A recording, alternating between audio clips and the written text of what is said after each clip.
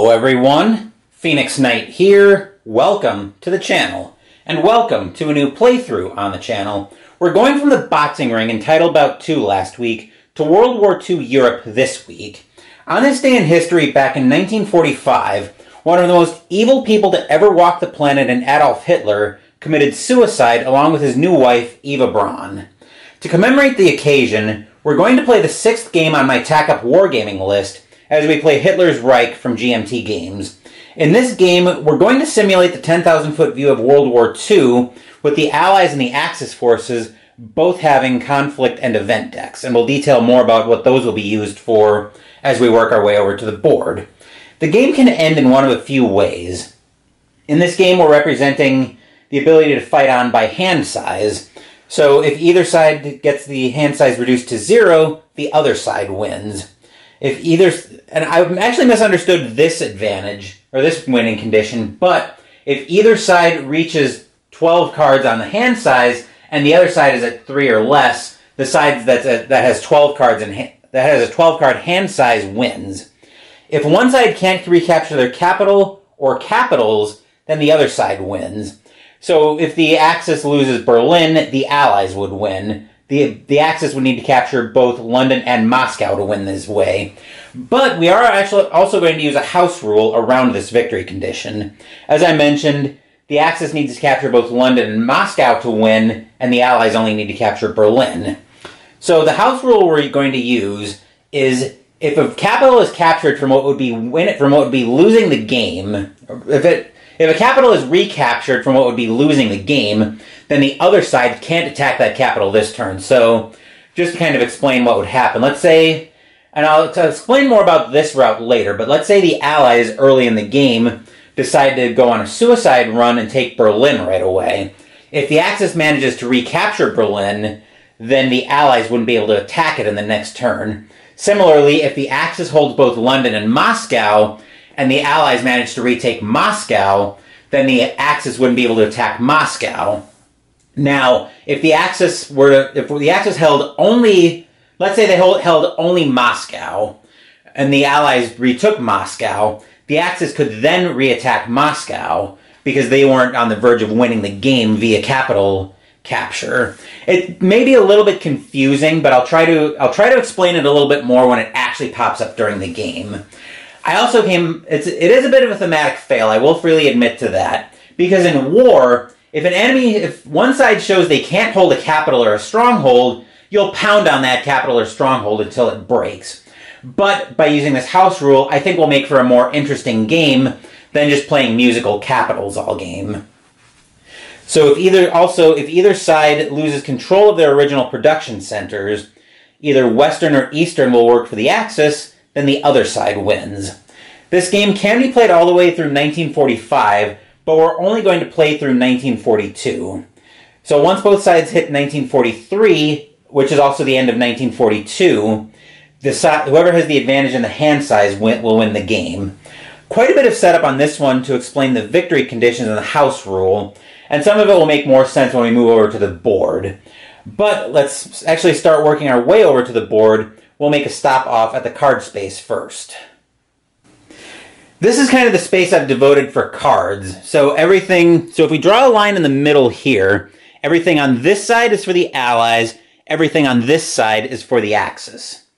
So as I mentioned, each side has a set of conflict cards.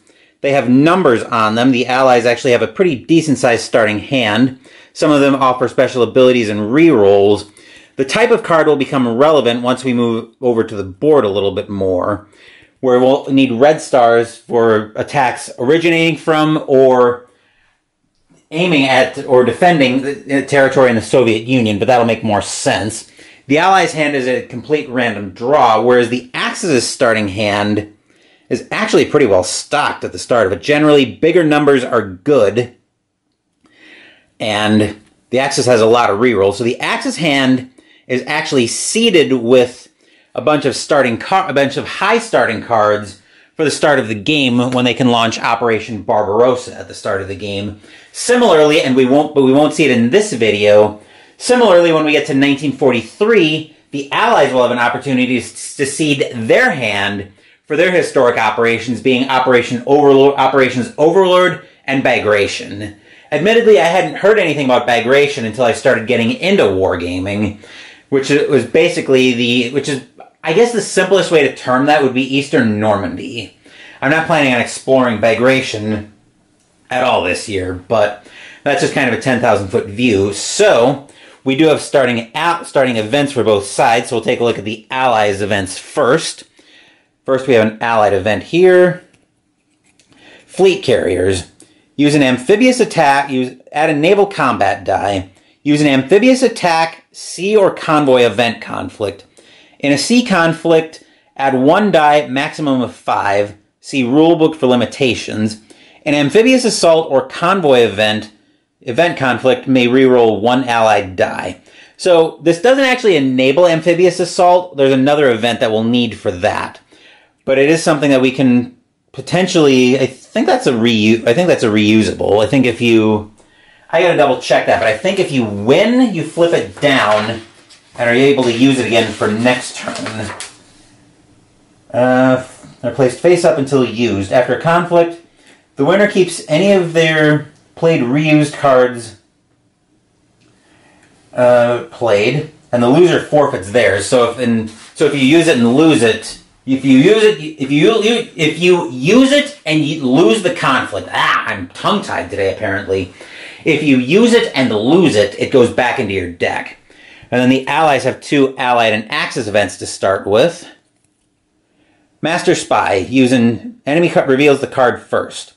Opponent must reveal the selected conflict card before you choose your own, if any.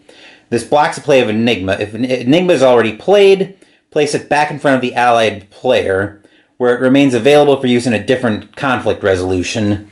Now that symbol, most of these symbols aren't relevant. I think they're just flavor. That OD is for original draw, so that comes up during setup.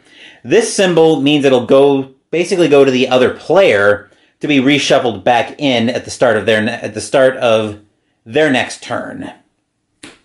Then the last event that the Allies have to start with is a counterattack, so they can use this in a land conflict. At the end of a land conflict, event player may reroll one or more of their dice. If no dice are rerolled, put this event back in front of the player.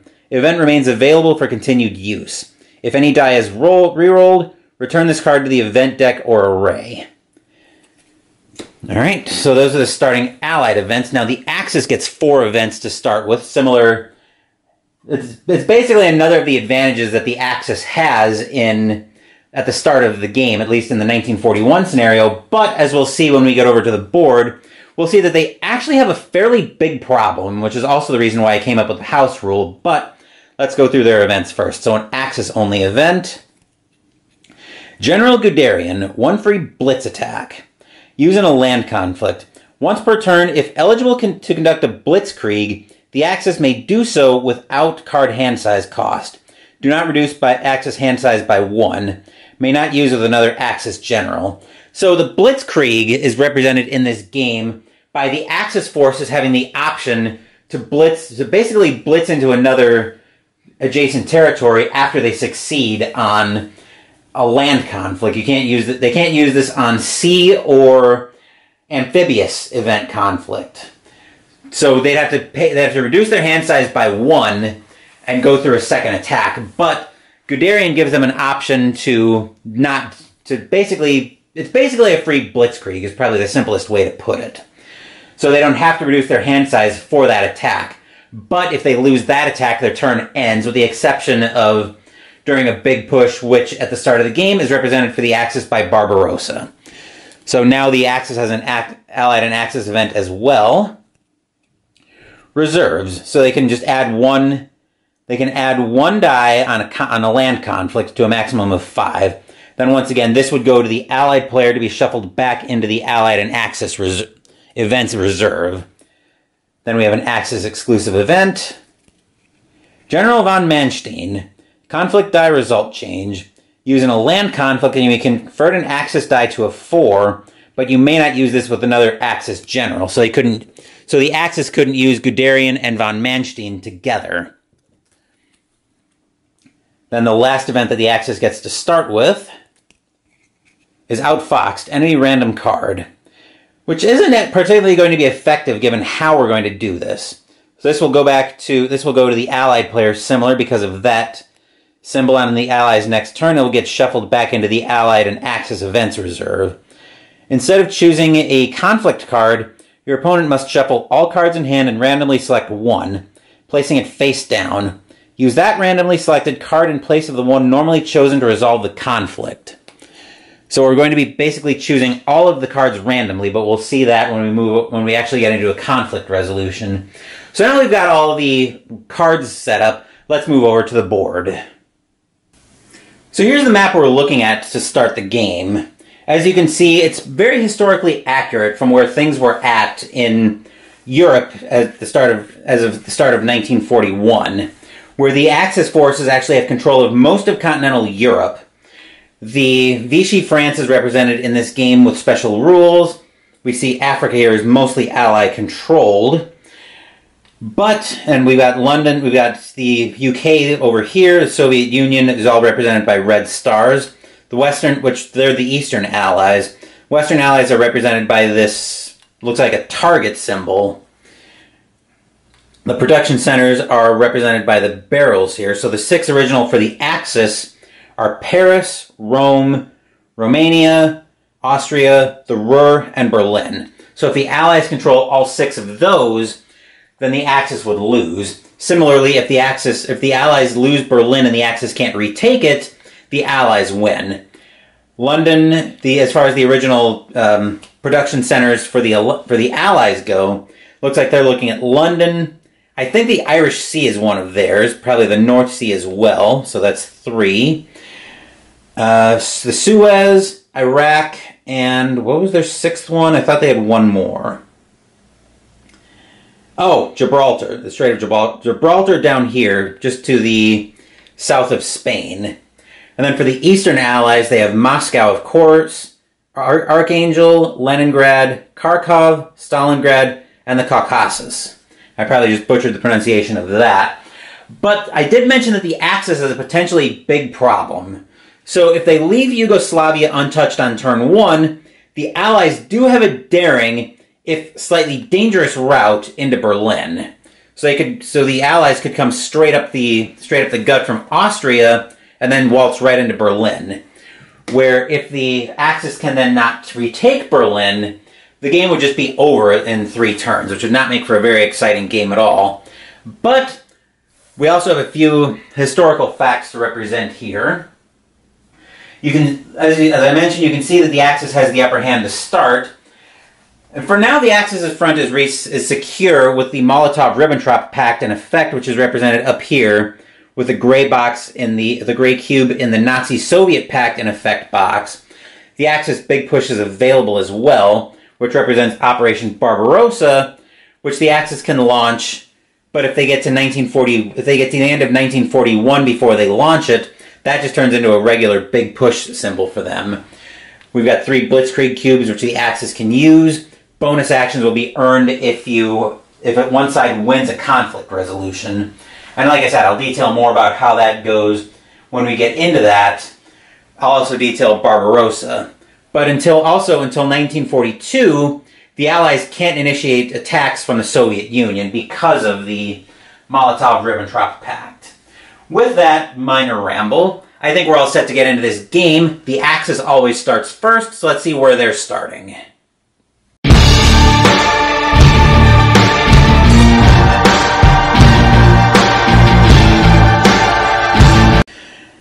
That route into Berlin, I think, is too big a problem for the Axis to ignore. So they are going to try to attack Yugoslavia right away. Now, the way we're going to determine the card that's used in conflict resolution is we're going to shuffle them all up for both sides. And then we're going to take a random one. That's why the outfox card for the Axis isn't actually that useful.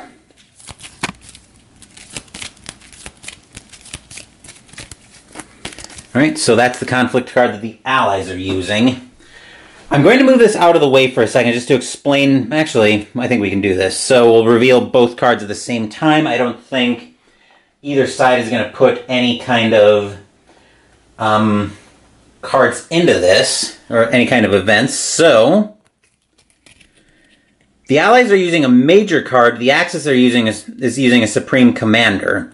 One thing to note is there is extra text on the Allied deck. The Allies have to play a red star when attacking or defending from the Soviet Union. And the Axis wins ties, and they can reroll up to 3 of their dice after resolving all effects. So, in order to determine the number of dice each side gets, we'll bring the dice tower into shot, and I'll keep it out of the way of the conflict. So, each side normally starts off with 3 dice. I'll use white dice for the Axis, or not white, black dice for the Axis, white dice for the Allies. But the Axis will actually get an additional die because of a land area bonus. So you tally up everything that both sides control, not including the target land area itself. So the Allies control only Greece in addition to that. The Axis controls Bulgaria, Romania, Hungary, Austria, and Milan. So that's where they get the bonus land area die from. Then we'll roll these up, total the results, and whichever side is higher, after all rerolls are done as well, wins.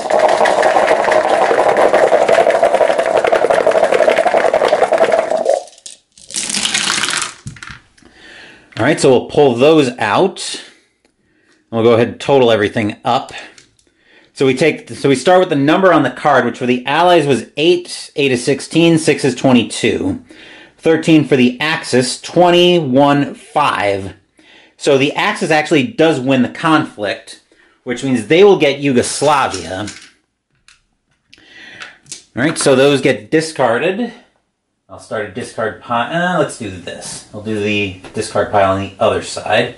Then we'll draw a fresh conflict card for the Allies. They'll gain a lieutenant, another 6. Then the Supreme Commander will actually move to the discard pile as well. I'm sure the Axis cannot be happy to see that going here on a conflict that they were likely to win anyway, but the Axis will draw an 8 major. And there's a note on here.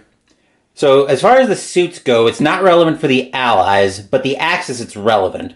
So if it's a fascist suit for them from the Italians, then the Axis would lose ties. As we saw with the Supreme Commander, because it had the German symbol on it, that the Germans will always win ties, whereas the Italians will always lose ties. That should be discarded. And I think here the Axis will use General Guderian for a 3 blitzkrieg. They'll go into Greece. They've earned the bonus action. This doesn't actually count as their bonus action. The Axis are using, like I said, the Axis are using General Guderian for a free blitzkrieg. And once again, they're not going to dump anything into this.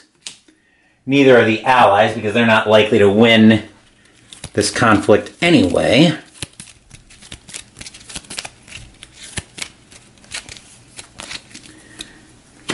Mainly because the Axis has too much of the upper hand. They'll get the land bonus here. All right, revealing cards. Ooh. The Axis cannot be happy about using 2 high number conflicts, or 2 high number cards on conflicts that they were likely to win anyway. But once again, the Allies get 3 dice, the Axis gets 4, and the Axis has 2 rerolls, which could be important because they're using an Italian field marshal.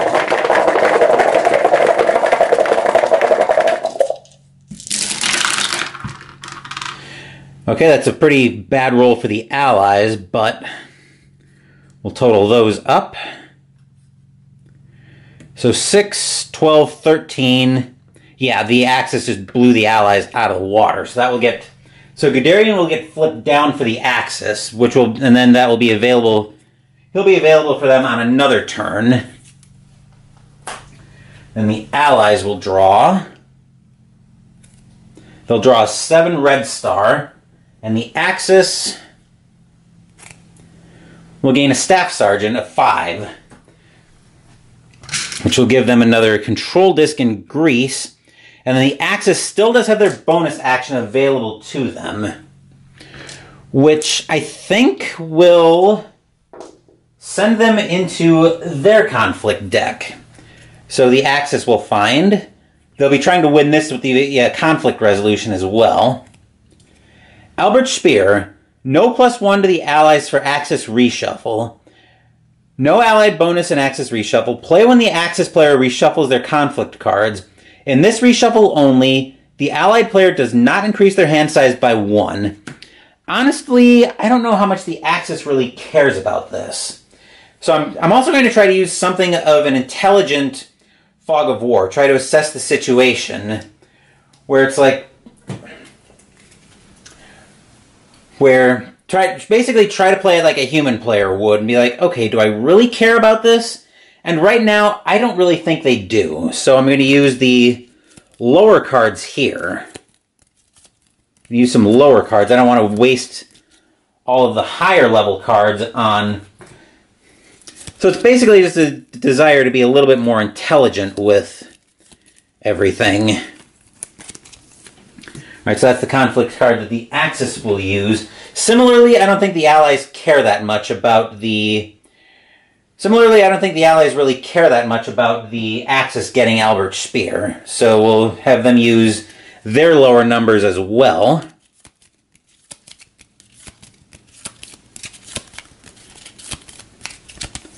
And we'll draw that up. And then that will be the card that the Allies use. So a 5 and a 5, but the Axis wins ties. So this time both sides will get their regular 3 dice, and we'll see what happens.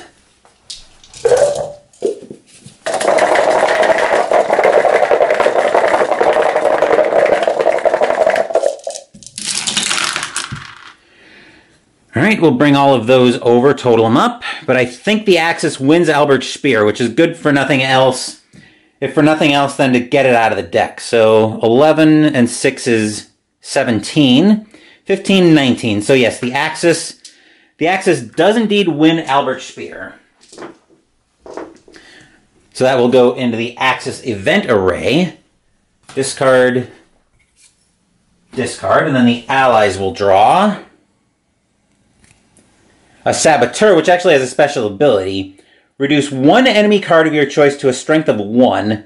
Retains all their abilities and the text about the Red Star card when attacking or defending from the Soviet Union. The Axis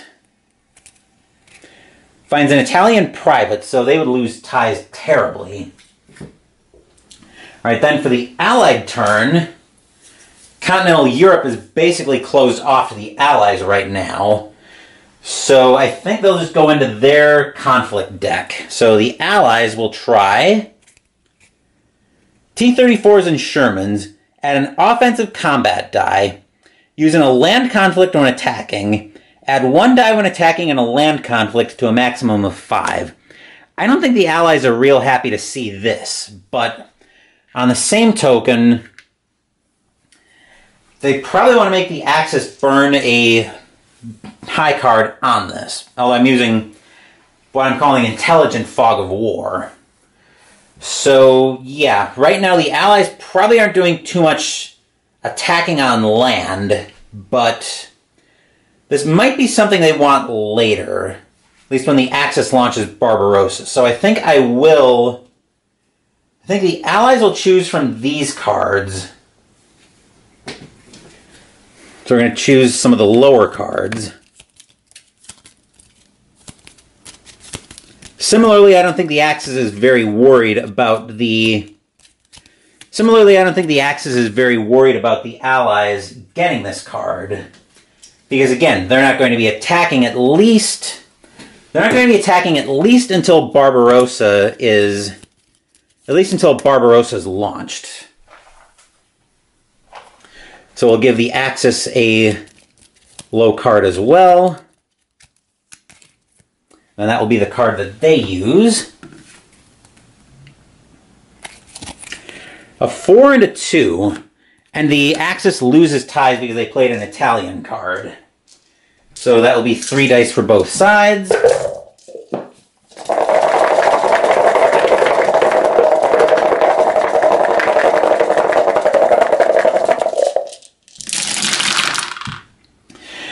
Okay, and I'm pretty sure here that the Axis just stopped the Allies cold for the turn. So 4, 8, 7 is 15, 2, 12 is 14, 15, 16, 17. Yep. Okay, so that stopped the Allies cold. The Axis will draw a captain on an Italian suit, so they will lose ties. And then the Allies will draw a 9 colonel, which is a red star, and that could become important. So this goes and gets shuffled into this gets shuffled back into the Allied deck. And then because the Allies failed in their conflict resolution, that will actually make it the Axis turn.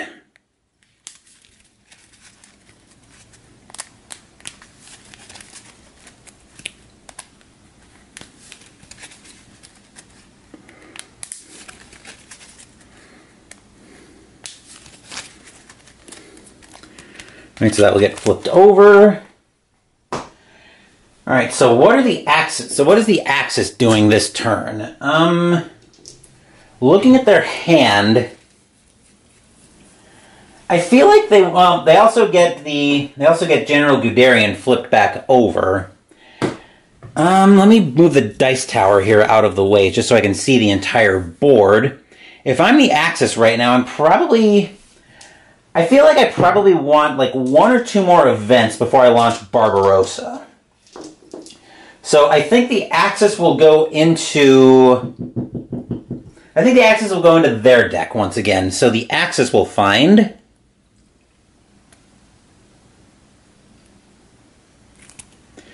Wolfpack, -1 random enemy card. Decrease the Allied hand size. The Allied player must randomly discard 1 conflict card. Decrease the Allied hand size by 1. Place in the box top after use. Eligible to be recycled back into the Axis event deck by Axis player during an Axis reshuffle. So that could actually be a very good card to help cut down on the hand size. And I don't think I necessarily want to burn a reroll card, a potential reroll card on this, but if I'm the Axis, I probably moderately want this card right now. So we'll shuffle up, I would say, the middle of the road. Like I said, I don't want to burn a reroll card on this, but this would be very useful to have to cut down on Allied options. I think the Allies have a similar similar rationale. Though I think they will. How would the Allies feel about that? I feel like the Allies probably would want to protect their hand size a little bit more here. So I'll leave the rerolls in for the Allies.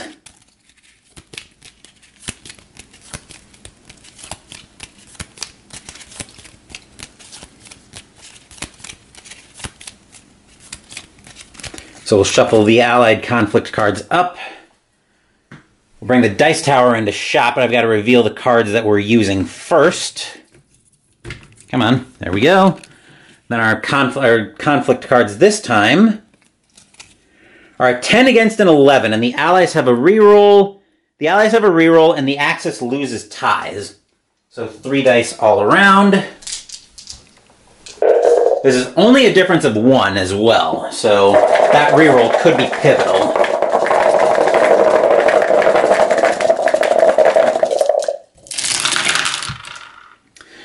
Which it looks like it's going to be highly pivotal. Because as of right now, the Axis 10, 22, 27, 17, 24. The Allies have to reroll, are going to reroll this 2, and they need a 5 or greater to win this conflict.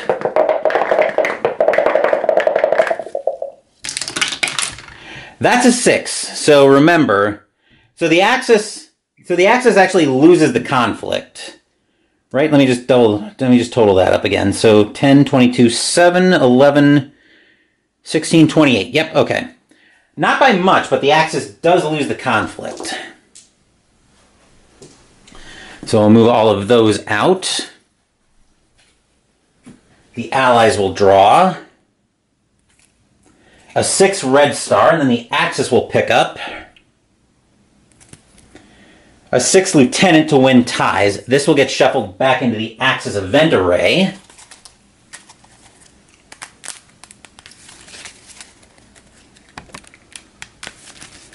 And I can move that out because the Axis didn't manage to earn the bonus action, and I don't mean to keep hitting the camera with my reshuffle.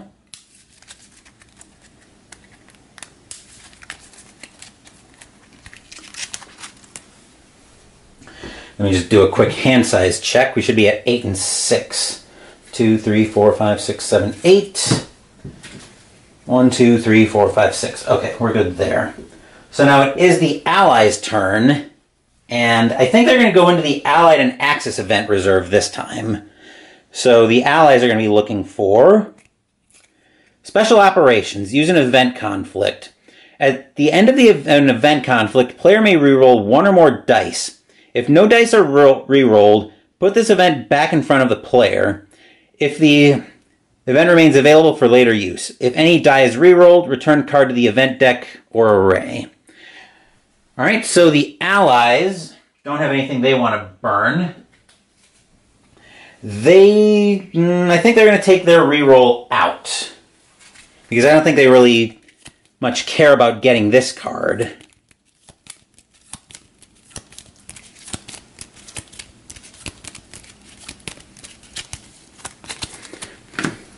Similarly, the Axis right now, the Axis probably is still very much in wanting to keep everything set for, is still trying to kind of get everything ready for Barbarossa.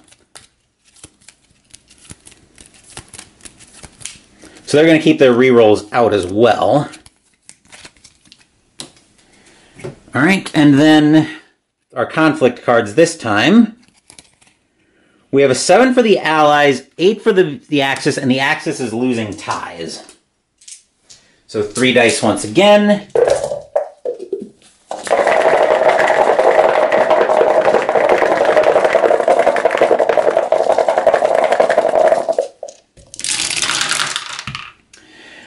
Alright, I'm pretty sure the Axis, whoop, that was a 3, I think. But I'm pretty sure that the Axis still wins the conflict. So 7, 14, 16, 8, 16, 21. Yeah. So the Allies will end up losing that conflict. Which means that will get shuffled back into the Allied Axis event reserve.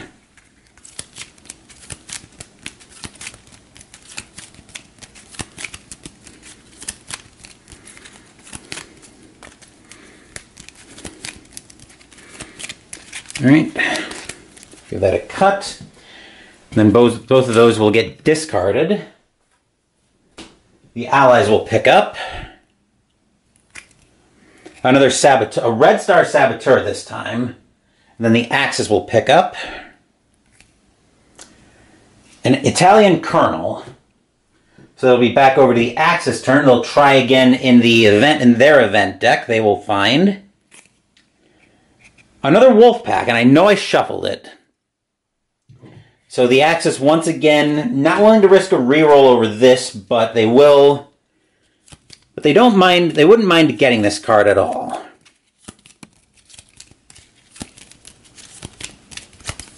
They're still trying to get things ready for Barbarossa at this point. The Allies are going to need to... the Allies actually are probably going to need that reroll when the Axis launches Barbarossa. So I think they're still getting ready.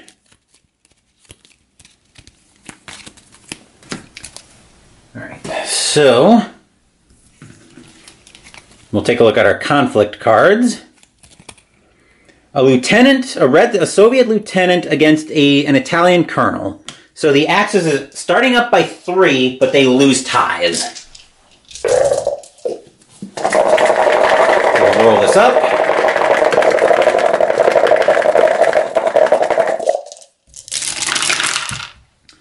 Then we'll total it up, and I think the Axis will win this conflict. All right, 9, 16, 20, 6, 11, 12, 13, 14, 15. So yeah, the Axis will win the conflict. which means they'll earn a bonus action. And those will get discarded. So the Soviets go down to a hand size of 5. This goes back into the box top. The Soviets, the Allies, I should say, will draw a lieutenant general, but then they have to discard right away. 2, 3, 4, 5. Yeah, so actually, no. I think the way that works is they discard first and then draw. So they'll still get the 11, but they have to discard first. And they'll discard. Oh, their field marshal. That's going to be bad. But they're getting a lieutenant general to replace it. Then the Axis, 1, 2, 3, 4, 5, 6, 7 will draw an Italian sergeant, which is not a good rank. Before the Axis takes their bonus action, I need to take a small break. The Axis doesn't mind getting Wolfpack, but that wasn't really a card they were after in terms of getting ready to launch Barbarossa. So they'll go into their event deck again and find Landing Craft. Oh boy, this could be... So this would enable an amphibious assault. Play to conduct an amphibious assault attack from an Axis land area island across one intervening sea zone against an allied land area or island in or adjacent to that sea zone. Intervening sea zone must be in Axis control and no allied fleet present in that sea zone. This turn, no blitzkrieg or second attack from area gained by a landing craft. So an amphibious assault could be very dangerous. The question is the Axis willing to risk a reroll to get it? I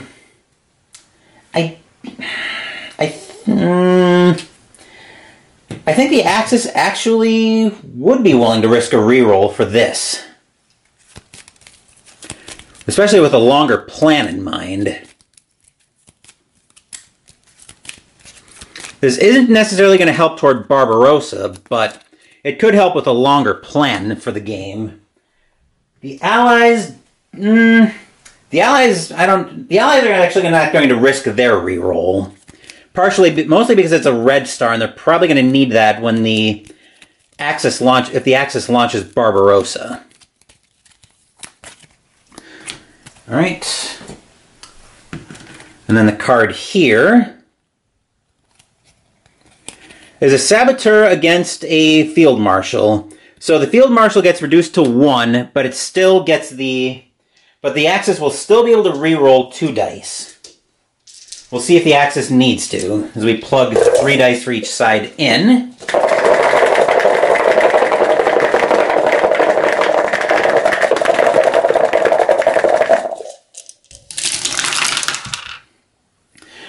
Okay, so bring those over there. Bring those there. Let's see, so 1, 2, 4, 10. Remember, that got reduced to 1. 5, 6, 7. So the Axis will re-roll the 2 1s. They can hardly do worse than 2 1s, than Snake Eyes. That is shockingly probably still not enough. Actually, hold on, let me total that up again. So, 10... No, I think it actually works for the Axis. Because remember, the Axis played a German card, so they win ties. Which means the Axis does get landing craft. So that moves over to them, to their event area. Like I said, it's not an event they were interested in for Barbarossa, but it could be one that proves very useful for them. So the Axis will draw. Or not the Axis. The Allies will draw a Corporal, which is a Western Ally card. Then the Axis will draw an Italian Saboteur of their own. Okay, so that's moderately interesting.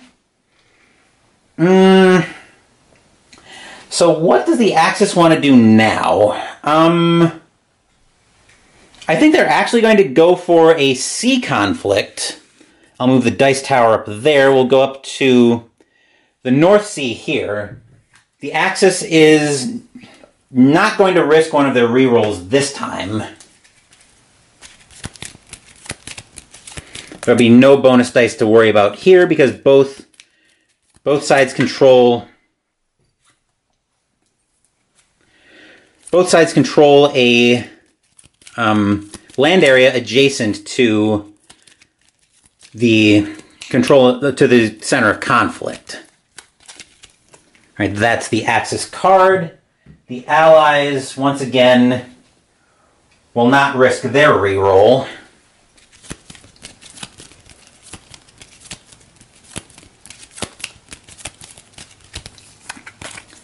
All right, then that's the conflict card for the Allies. So here we find a 9 colonel, Soviet colonel, and an Italian fascist. So let's see. I'm going to roll the Allied dice first. That way, the magic number, basically the reason I'm going to roll the Allied dice first is because the Allies get a high enough total that the Axis can't pass on, can't get up to, that I'm not going to bother re-rolling the Axis dice. The magic number here is 22, because remember, the Axis played a fascist sergeant, so the Axis loses ties on this conflict.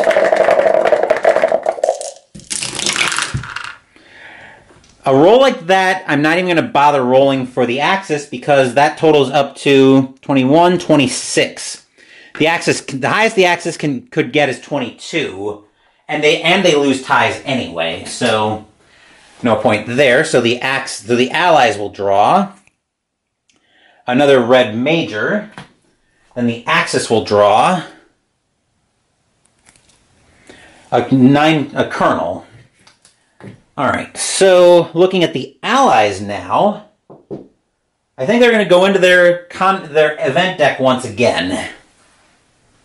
So the Allies are going to try to get a Murmansk run, white or red star car usable. When attacking or defending from a Soviet Allied controlled land area, the Allied player is not required to play a red star conflict and may play a Western Allied white star conflict instead. I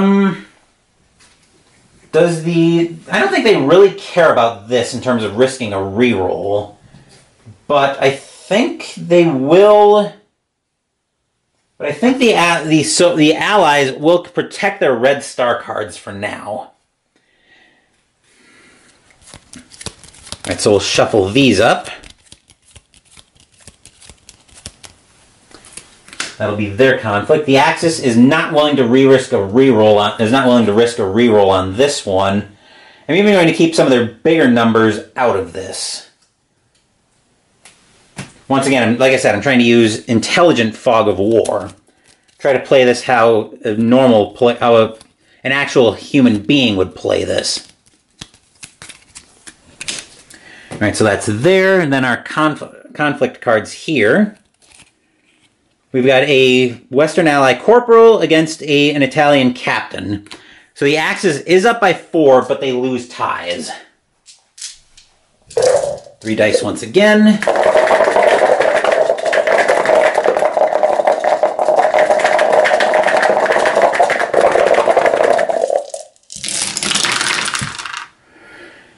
Okay, I'm pretty sure that's going to stop the Allied turn cold in its tracks. So that's a 3, 6, 7, 8 to 15, 19. Yep. So the Allied turn is going to end up being over. And the Allies will draw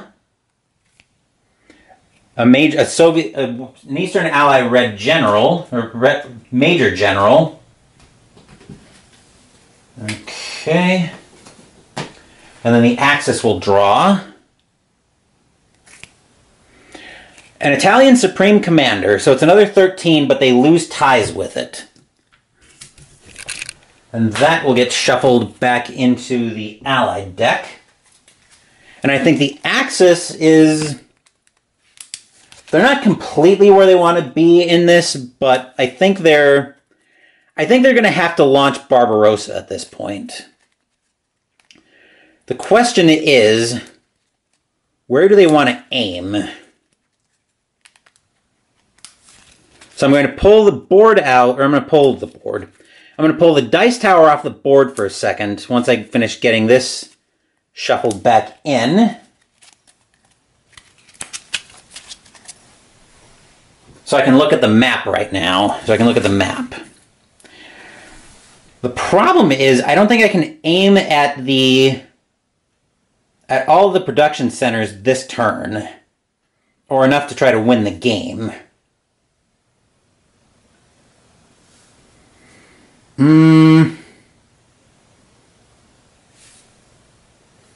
Let's see, Blitz, Leningrad, and ultimately Blitz into Moscow. Let me just look at this. Yeah, I don't think I can aim at enough. I don't think I can aim at enough production centers to win for the Axis to try to win the game here. But I think here the Axis will go ahead and launch our Operation Barbarossa. So this was probably one of the biggest mistakes that Hitler made in World War II.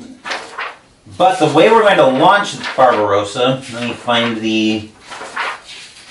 I know there should be a historical operations. Ah, here we go. Okay, so we'll remove the Axis Big Push marker from its box, and I think that was down there. Then we're going to launch 4 attacks. So we're going to start on...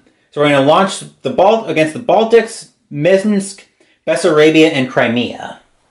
And I think if any one of these takes control...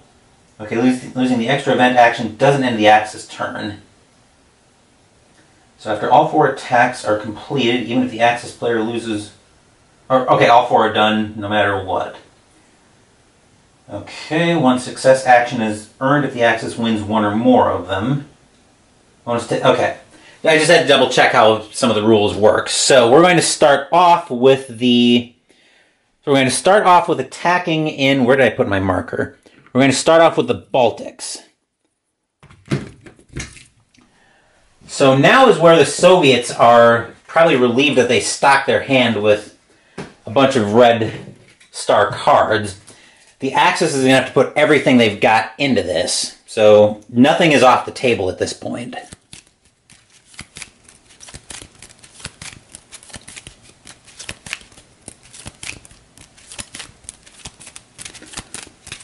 Alright. And there will be no land bonuses here, because you only check that when you only check for bonus dice when you're attacking. The defending player doesn't get bonus dice of any kind. So our first attack in Barbarossa will involve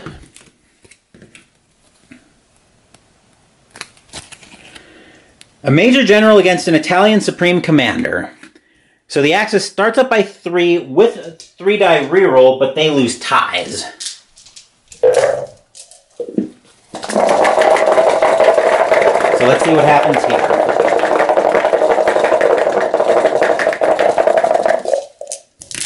Oop, we had 1 fall out. All right, I will go ahead and let's move these out and total them up. Oh, that was a 4. Okay, so 10, 13, 15, 17. 17, 21, 2. So the Axis does take the Baltics. We'll put a marker there. And we'll refill the hand. Will we? Well, the Allies at least will refill their hand, so they will draw.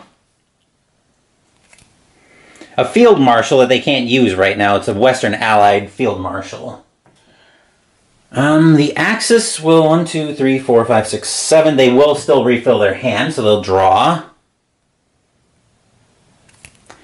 A corporal. But I have to make the decision if I want to blitzkrieg now. And I think the Axis will blitzkrieg. So they'll use one of their blitzkriegs and they'll go in. They'll go after Leningrad. And the card they use here will actually serve to get them to their hand size. So the Axis has already earned a bonus action, which they'll get to take after Barbarossa is completely resolved. The event action would have to be, well, this Blitzkrieg is happening first, so that's their card. Then we've got the Red Star cards right here.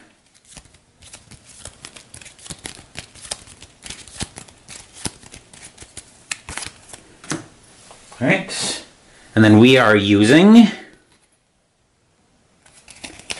an 8 against a 10, and the Germans will win ties.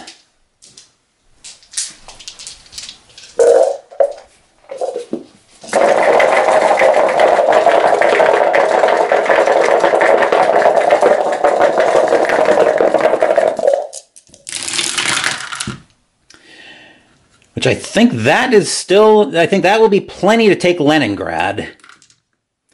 So 10, 18, 20, 23, yep. That will be enough to take Leningrad. So the Soviets will actually lose, the Allies will actually lose a hand size. The Axis will gain the hand size that they paid to Blitzkrieg into Leningrad. So the Soviets are at a hand size of, oh, they got Wolfpack earlier, so they should be at 4 cards, 1, 2, 3, 4. Whereas the Axis is going to go back up to 8. 1, 2, 3, 4, 5, 6, 7, 8. They will draw a Saboteur. Then I think they will Blitzkrieg again. This time they will take aim at Vologda. Let me look at the Axis hand, actually. Yeah, we might as well just leave everything on the table for them.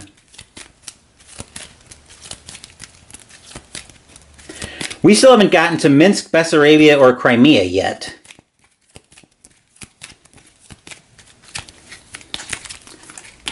Alright. And then we have 2 red stars left. So these are the... That was a bonus... Oh, we haven't had the production action yet, so I think that's what this is going to be. I forgot we had a production action. So the Axis will actually go into their deck for an event card. And find Franco. Oh boy. Spain joins the Axis. Place a control marker in Spain and increase the Axis hand size. Place an Axis control marker and yellow block in Spain. No land or Blitzkrieg attack may be made from Spain during the player's turn in which this marker is placed. Draw the top card from the Axis from the conflict deck and increase Axis hand size by 1. If Spain becomes allied, Axis discards the block 1 card and reduces hand size by 1. So I did completely forget that we had that Leningrad is a production center, so I'm going to place markers there just to indicate we still have to do them. Then the Allies can actually use anything here.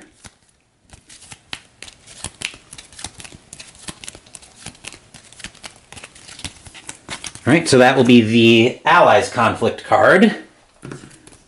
So we are finding a major against a saboteur. So the major gets reduced to 1, but the Axis does win ties.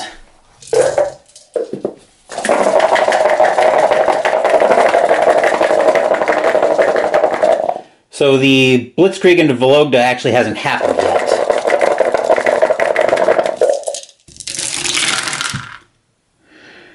And the Saboteur, I think, did it. Because without the Saboteur, without the Saboteur, I don't think the Allies win this conflict. So 1, 7, 12, 2, 11, 12, 14. Yep. So the Allies managed to stop that cold.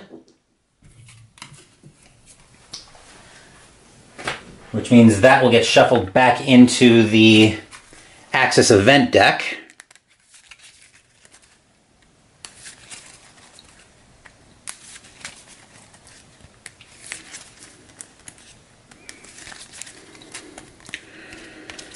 Alright, then the Axis will, let me just count this up, 1, 2, 3, 4, 5, 6, 7, 8.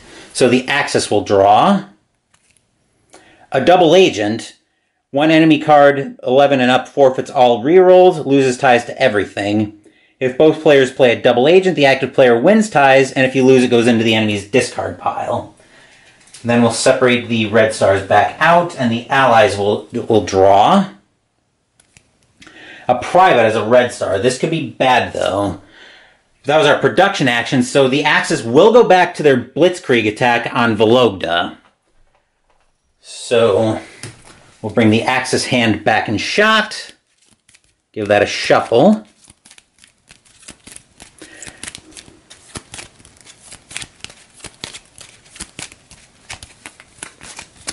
Alright, so that's the conflict card for the Axis. And then the Allies have their 3 red stars over here.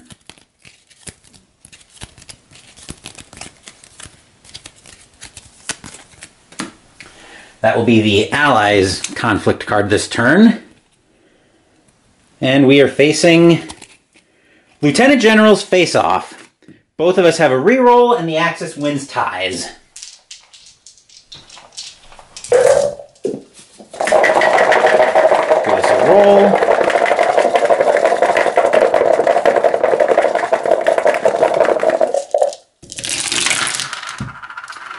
Oh boy. Okay, so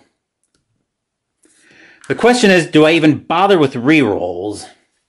Because right now, the Axis has 15 and 11 is 26. The Allies 16, 17, 18. The highest they could get if they reroll would be 23. Let me just total this up. So 12, 17, and a 6 would be 23. The Axis right now is at 26. So reroll wouldn't even do anything for either side, which means the Axis wins the blitzkrieg into Vologda, and those go to the discard pile. Alright, then the Allies will draw a Major General as a 10. The Axis will draw an Italian Staff Sergeant. Before we continue the blitz, we are going to use a couple of events for the Axis, but before we do that, I need to take a small break. We have a pair of Axis events in shot because we're going to use them as the Axis attempts to blitzkrieg into Moscow.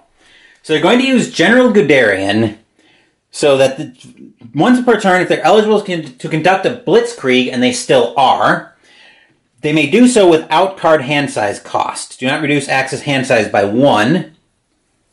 6, 7, 8. Which we shouldn't have drawn one of we shouldn't have drawn one of these. So we'll put that. The Staff Sergeant was the one we just drew. So I'll give this a quick shuffle. Because the blitzkrieg would have taken care of reducing the hand size by 1.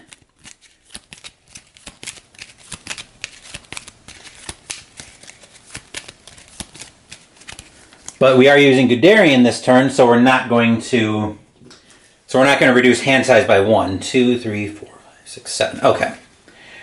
And then we'll also use reserves for the Axis to increase their hand size to add 1 die in a land conflict, maximum of 5. The Allies don't have anything they're going to use, but they will automatically get 4 dice because they're defending Moscow. This could be potentially very bad, though, for the Allies, for the Axis. For both, well, for the Axis, for the Allies especially. We'll give the Axis conflict deck a shuffle. Actually, yeah, we'll just give it a shuffle. Actually, for Intelligent Fog of War, I feel like the Axis are just going to use their... Actually, no, if we're going to shuffle it up, we're just going to do random Fog of War here.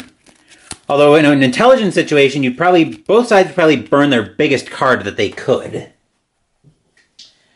All right, so we've got 2 here for the Allies, basically the Soviets. All right, we'll use that one, and then we'll flip up. A Saboteur against a Captain, and they win ties. Okay, all the dice are in. Let's see what we get.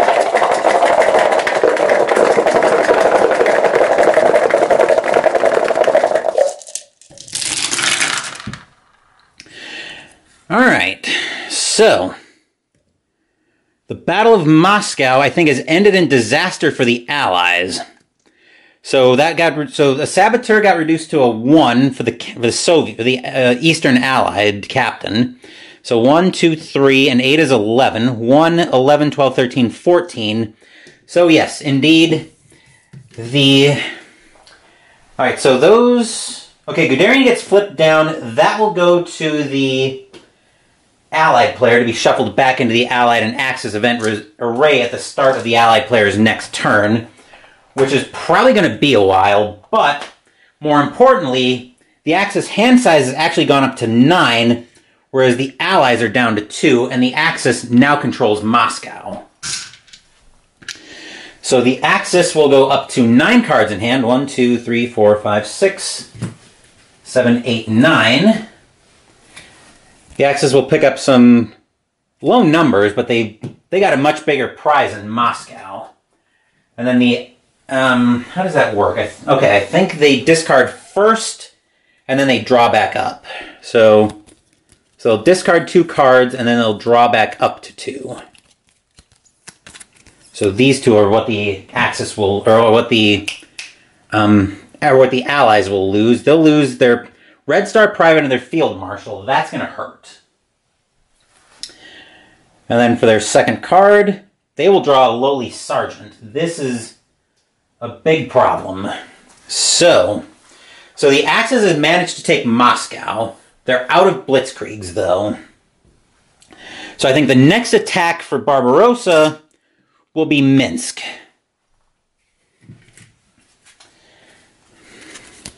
We'll shuffle this up. And the Axis in this mess still has a bonus action coming up. So we haven't even gotten to...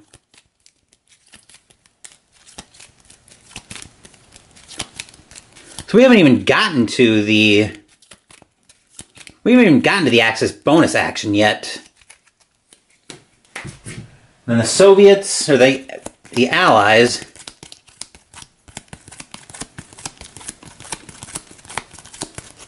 will use that card.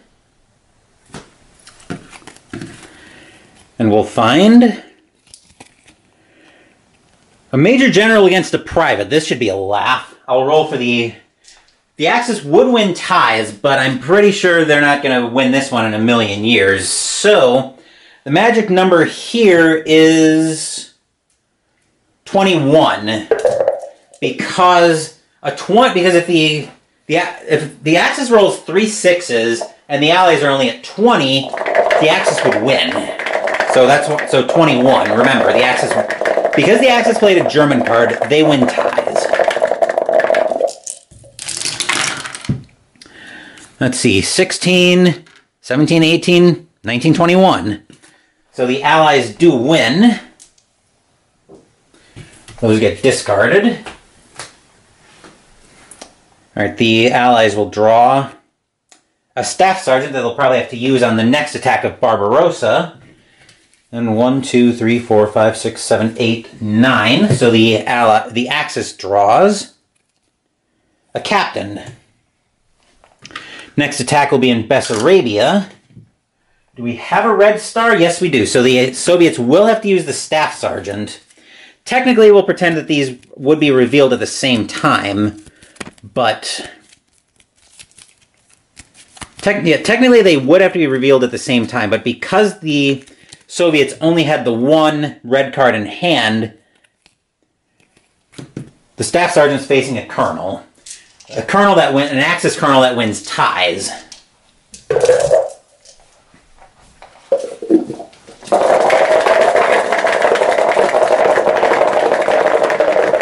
Okay, our roll up.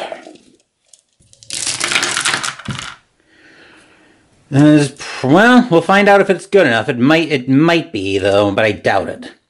Alright, so 5 for the Staff Sergeant, and 12 is 17. 19, 20, right? Yes. Okay, so the Axis does take Bessarabia, which means the last attack in Barbarossa will be on Crimea, but we got to replenish hands first. All right, the Soviets, or the Allies, draw a double agent, which they'll be using on the next conflict.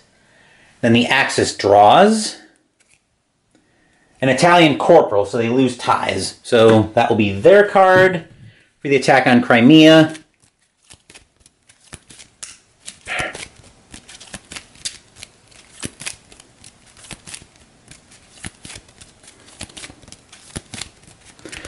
Right, then the card for the Axis.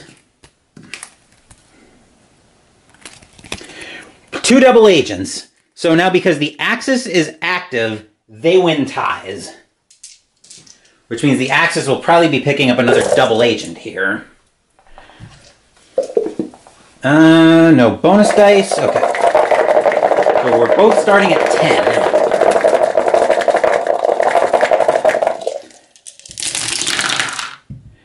Actually, I think the Allies would pick up the... No, the Axis will be picking up the... All right, so 10, 20, 21, 3.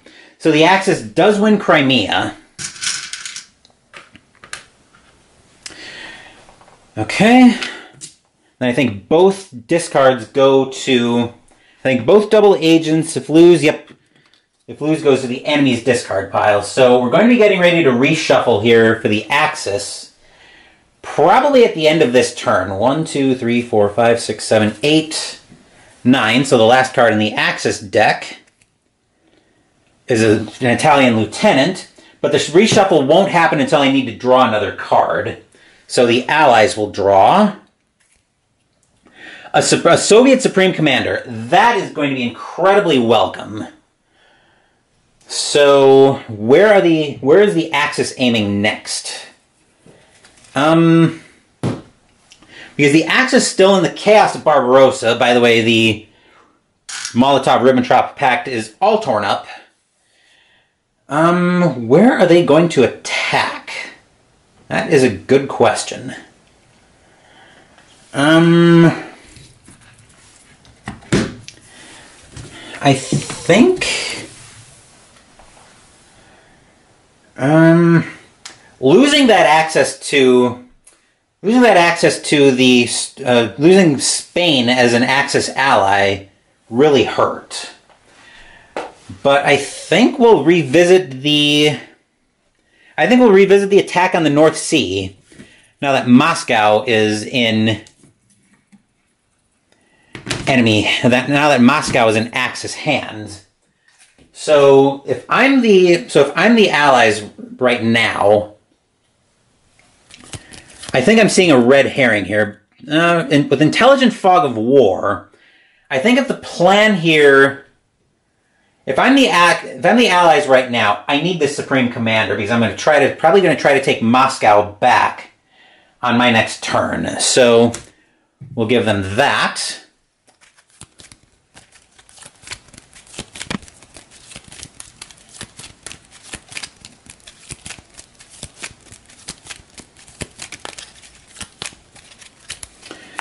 Right, and then that will flip over. And then the conflict cards we'll be using are Sergeant against a German Lieutenant, and the Axis wins ties. Alright, so we've got our dice.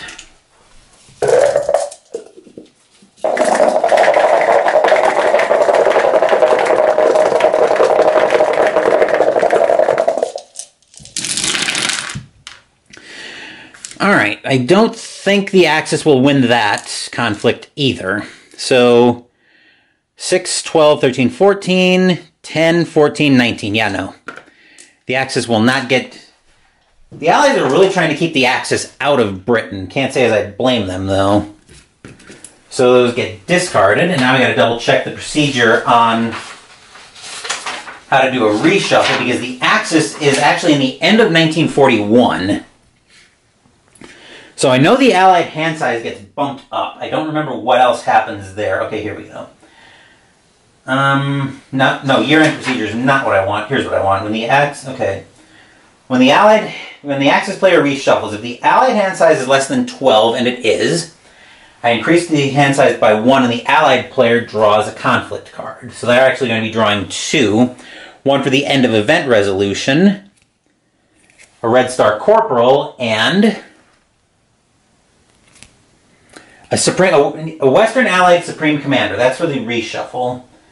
The Axis player selects one of the following recyclable events. They only have the Wolf Pack. That goes back to their array. So we'll give that a reshuffle.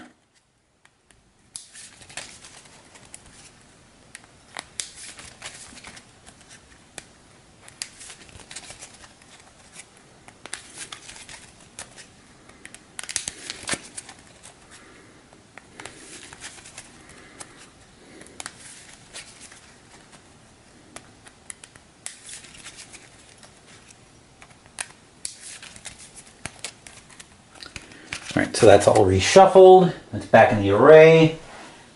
If the allied marker is in the same box or is one ahead, it's not. Move the Axis year marker forward 1 year. Alright, we don't conduct a year-end procedure yet. The Axis player reshuffles the discard pile to create a new conflict draw pile. And then draw.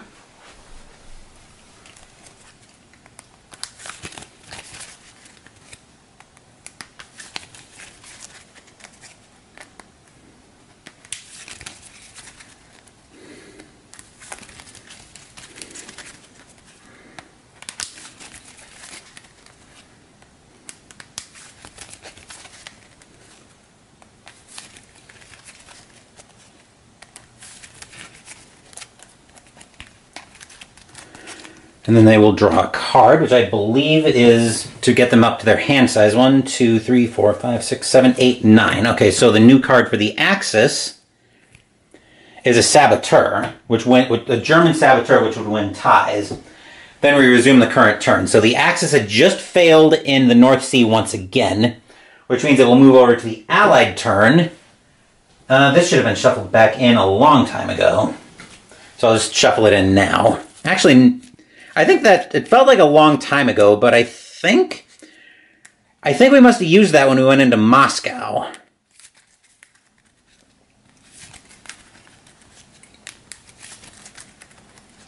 Which I think the Allies are going to try to take Moscow back. So they'll get the land area bonus because they control 1, 2, 3, 4 areas around Moscow to the Axis is 1. They don't... they're going to use counterattack, which will give them a reroll. The Axis will use General von Manstein, which will let them convert an Axis die to a 4. Then if I'm using Intelligent Fog of War, we'll just throw the biggest cards we've got at this for both sides. The Allies have a Red Star Supreme Commander. The Axis will throw an Italian Lieutenant General at this, so both sides have rerolls. The Axis gets 3 dice, the Allies get 4. Unfortunately, the Axis loses ties.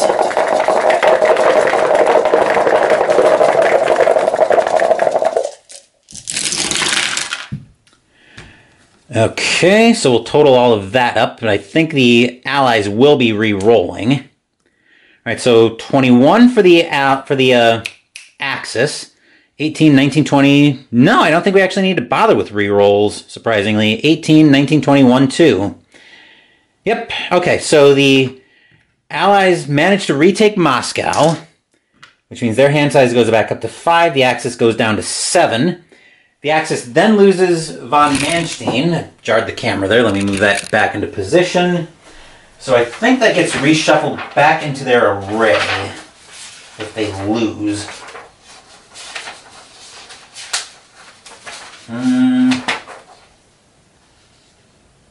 Winner keeps any of them played, and the loser forfeits theirs. So 10.0 step 8.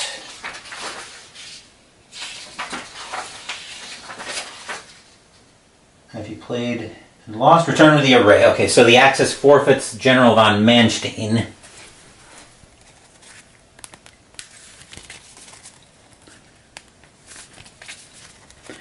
And then counterattack will actually go back in front of the Allied player.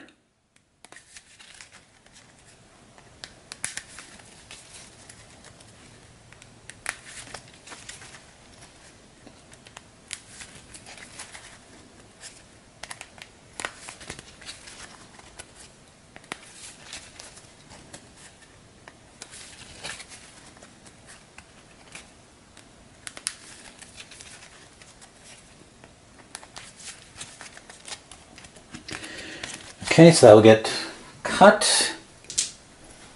All right, so the Soviets are going to get a much needed boost in cards here.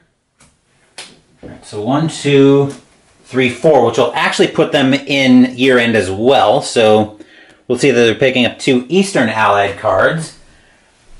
Okay, so now we need to reshuffle. For the Allied player, we need to reshuffle. Where was that? Here we go. Page 21 for the Allied reshuffle. Here we go. So we didn't have any other events out of play. All right. We're not entering the end of 1943. So the Axis marker is ahead. Move the Allied marker forward 1 year. And we'll now conduct a year-end procedure. So for that, we'll move back over to the card area because we're going to be getting some new cards into the event arrays.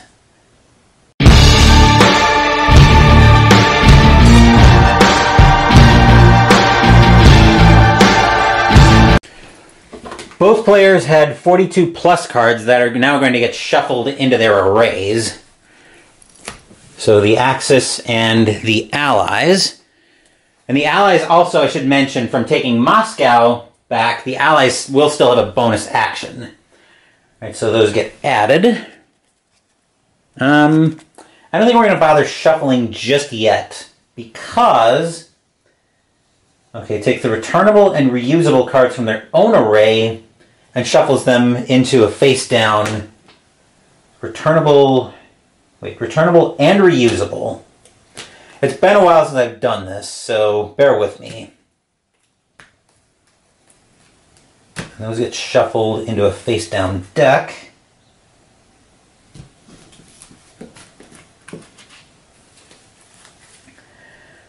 All right. So we'll shuffle all of these.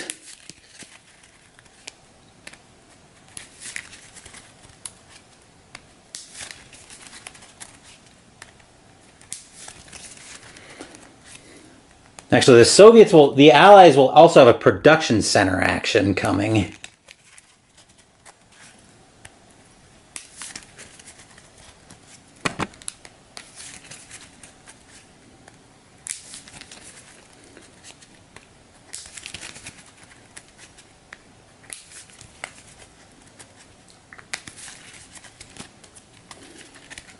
All right. And we deal 2 cards out. So 1, 2. Then these will get shuffled back together.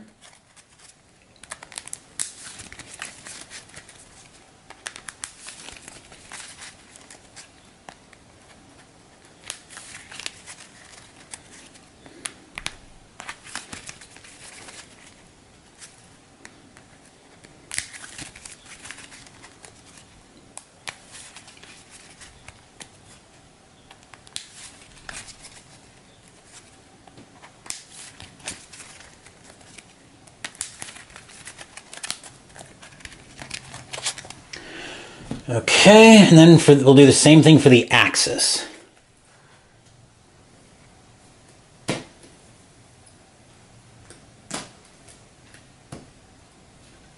Okay.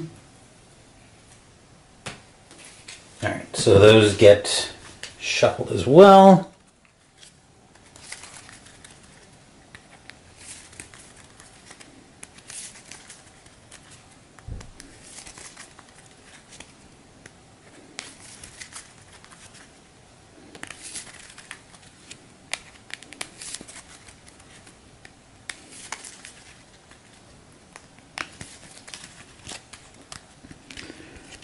And then we'll deal 2 cards into the Axis array. And then we'll shuffle these back together to form the new full Axis deck. The Axis event array.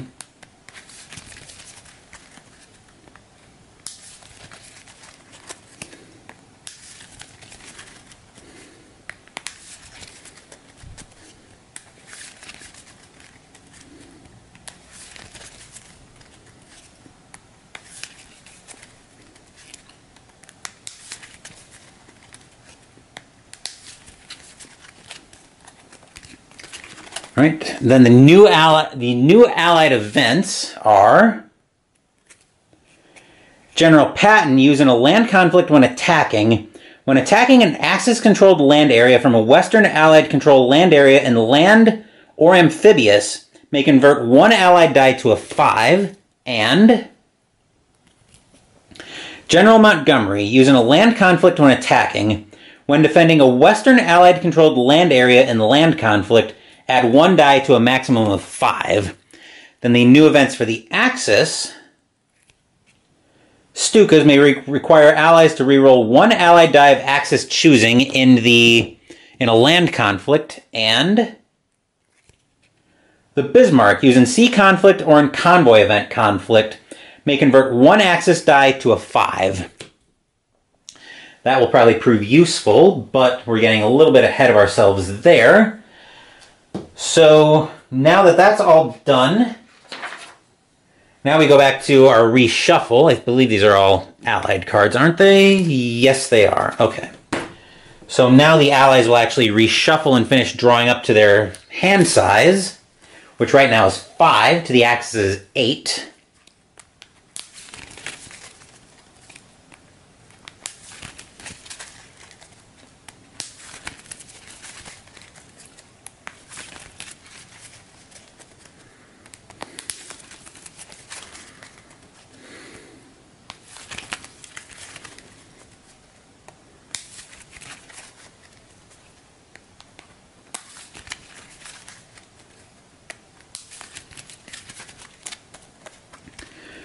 All right, so the new card for the Allies is a Western Allied Sergeant. We'll move back over to the board for the Allied production action, but before we do that, I need to change my battery. After the Soviets took Moscow back, they are going to take a production center action. So the event they're going for is a convoy plus one card in the Allied hand. Increase the hand size. Draw the top card of the conflict from the conflict deck and increase Allied hand size by 1. This does go back to the box top after use. It's eligible to be returned during a reshuffle. So the Allies don't have particularly good cards to try to get this with.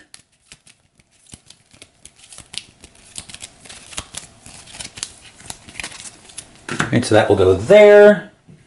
Then the Axis. The Axis is not looking pretty on their hand either.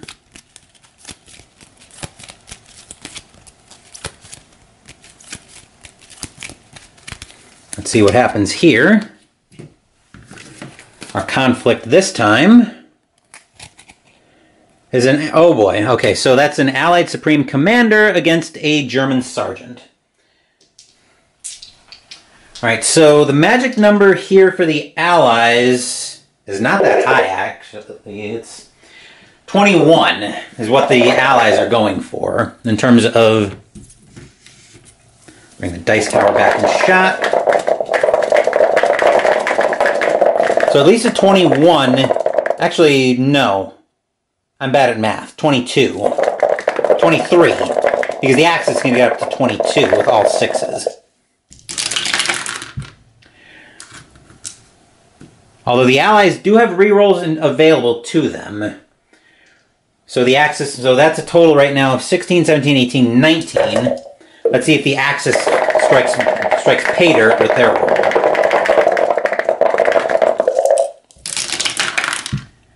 I don't think that's big enough pay dirt to get there. So 12, 14, nope. So the Allies do increase their hand size up to 6. That goes back to the box. Then the Allies are up to 6 cards in hand, so 1, 2, 3, 4, they will draw 2 cards, 1 for convoy, 1 for after conflict resolution, and they'll find an Eastern Supreme Commander and a Western Lieutenant. Alright, and then the Axis should be at 1, 2, 3, 4, 5, 6, drawing up to 7.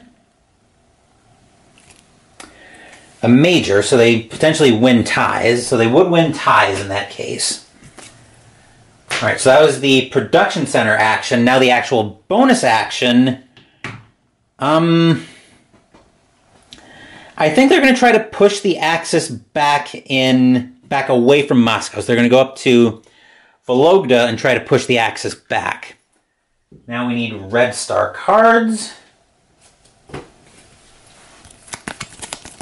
They are getting a bonus die here because they've got the land area bonus.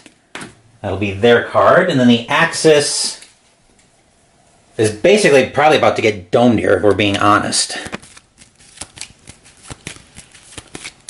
There are no cards here that the Allies could use. Nothing that the Axis probably could either. They could throw Stukas into this, but I don't think it's worthwhile. Alright, so our conflict cards here. Our Supreme Commander against a Major. The Axis would win ties, but it's probably not going to matter here. Because the Eastern Allies have just so many more dice.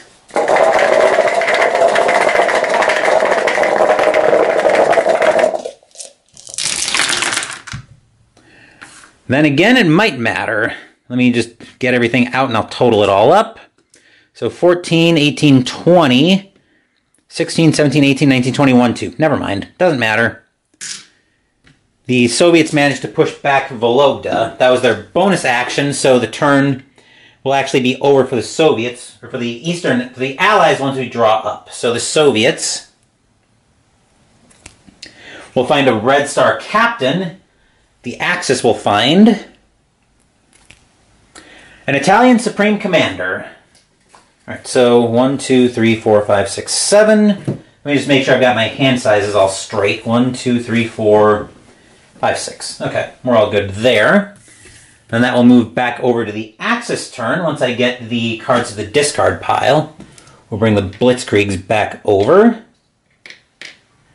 Let's see, what does the Axis want to do here? Also, Guderian flips up, so he's available for use. Do we want to try to push back into the east? I think we do, actually. So I think the Axis will go back, try to go back into Vologda. They will actually sit on their reroll because their next move will be Moscow, most likely.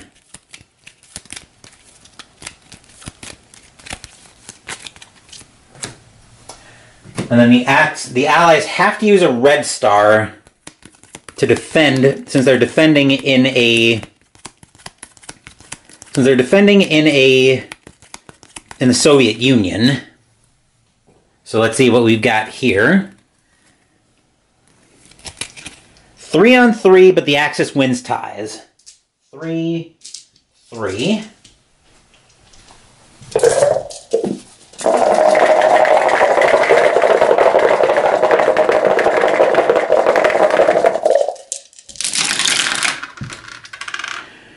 Which I don't think that will help the Axis here.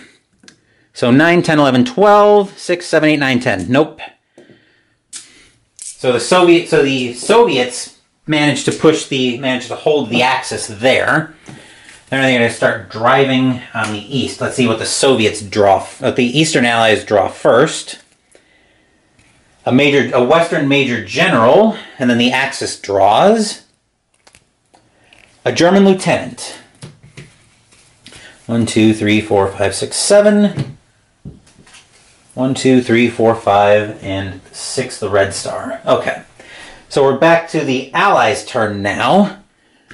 And what is their next move going to be? Are they going to try to push out of Leningrad? Yeah, I think that's probably a worthwhile play for them.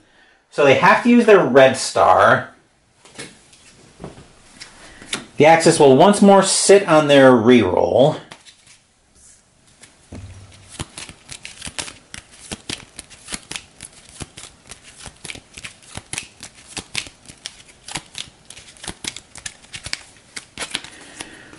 Alright, so our cards here.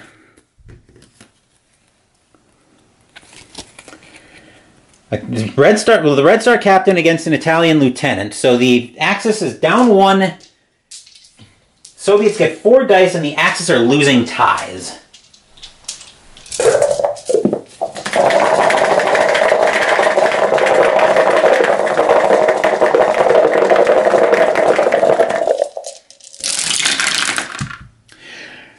That is well, we'll total it up, but at first glance, I think it's enough for the Soviets to take Leningrad back. Let's see, 1521, 1525. Yep, that is enough for the Allies to take Leningrad back. So we'll get that out.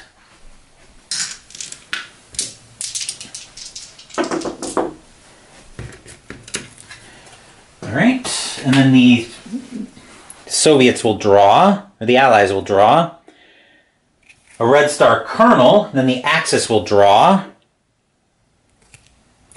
a Major General, a German. Actually, the Germans shouldn't be drawing, should they? No, they shouldn't be. They're at a hand size of 6. Never mind.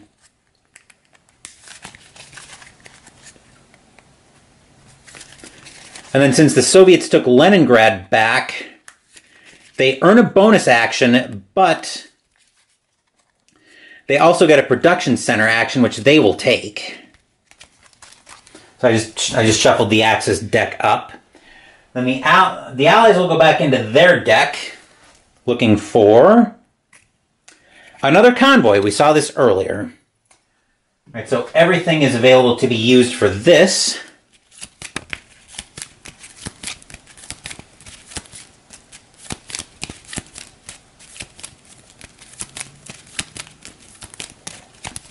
Shuffle and a cut. There we are. And we'll give everything to the Axis as well.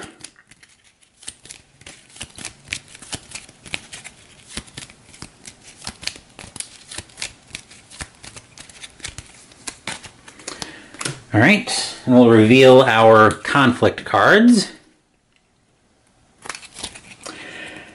Private against an Italian, Western Ally private against an Italian corporal.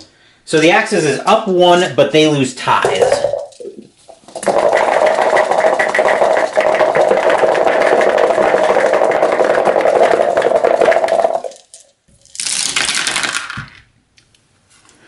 Which probably doesn't, well, I think that was a 5. I think the Axis still wins. So 3, 8, 9, 10, 11, 2, 4, 5, 10. Yep, so the Axis still manages to win on that one. Which means both of those will get discarded. Then the Allies will draw a Red Star Field Marshal. Let me just make sure hand sizes are good. 1, 2, 3, 4, 5, 6, 7. I should have had one more card, which will be a Red Star Saboteur. And the Axis, 1, 2, 3, 4, 5, 6. They will draw a Double Agent. All right, then that will get shuffled back into the Allied deck.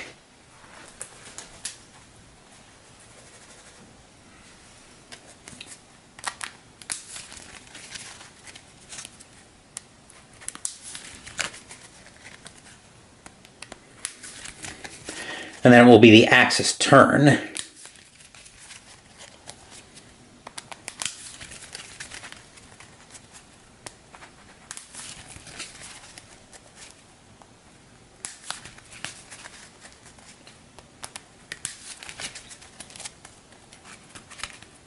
All right, so that's all shuffled up. And we're back to the Axis turn. So looking at the map right now, remember, because the Allies lost their production bonus action, the turn ends for them. So right now, if I'm the Axis, going anywhere near London would be absolute insanity, because the Allies can send both Patton and Montgomery into London. So I think for them, the best play right now is to try to keep control in... I'm going to just separate the Red Star... Try to keep the Red Stars separate when I can. I think we're going to try to... I think we're going to send the Axis back into their What's the maximums on the held events? I think I want to say it's 8 cards. 6.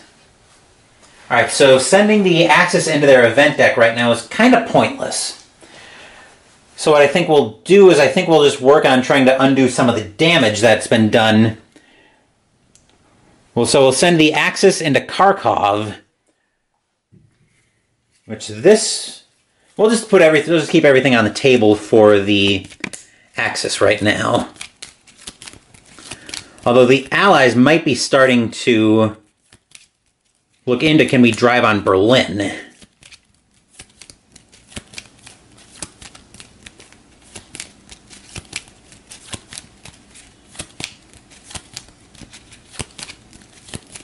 It's definitely going to be a daring play to do that, but not completely impossible. Let's see, and then we're attacking Kharkov, so we need a red star card for that as I grab the Eastern Allies. Here we are.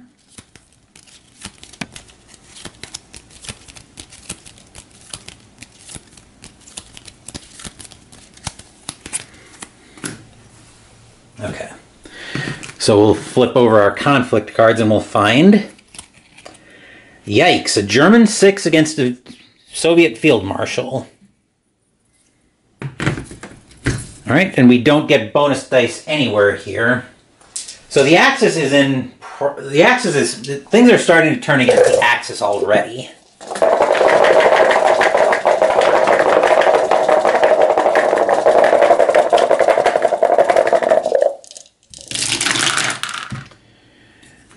Yeah, I don't think that will help the Axis at all. 14, okay, so 11, 12, 13, 14, 15, 15, 16, 17, 18, 19, okay. So the Axis does lose that conflict, but it costs the Soviets a Field Marshal. So those will move to discard piles. The Allies will draw a Red Star Private, and the Axis will draw a German Supreme Commander. That could end up being very helpful for the Axis, but they need to stop the bleeding here. So moving over to the Allies' turn. The question here is, do they try to accumulate some land back before they potentially think about driving on Berlin? And I think the answer is yes. So I think the Allies will will go into the Baltics next. So they need a red star for that.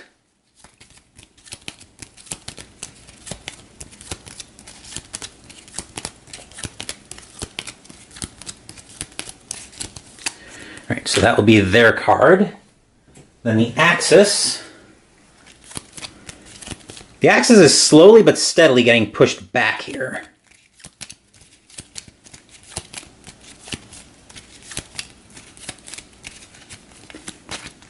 All right, that will be I believe that was the Axis card. So let's see what we've got here. Okay, a Soviet Colonel against an Italian Supreme Commander. So the Axis is up by 4 with rerolls, but they lose ties. Bring the Dice Tower and shot. 3 for the Axis, 4 for the Allies. There is probably a big enough roll where I won't bother with the Italian reroll.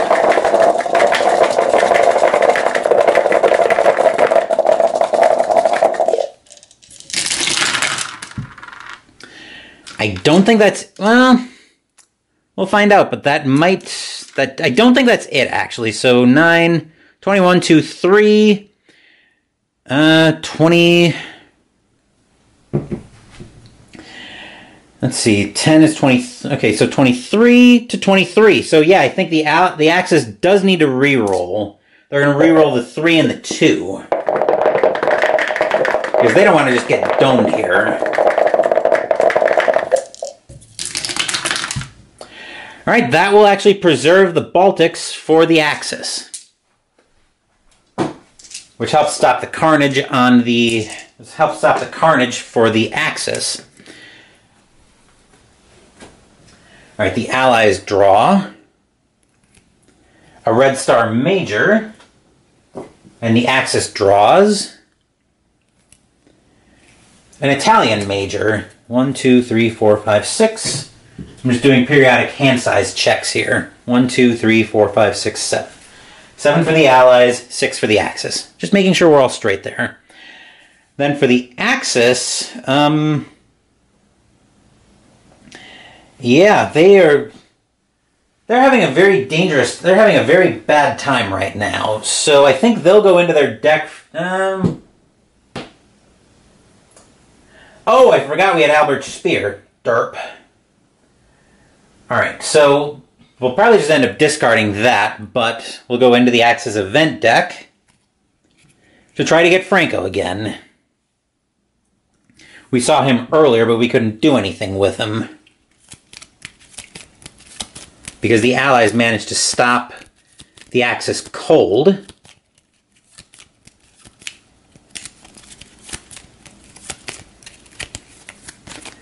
Okay. And everything's available to be used here by the Western Allies. We'll see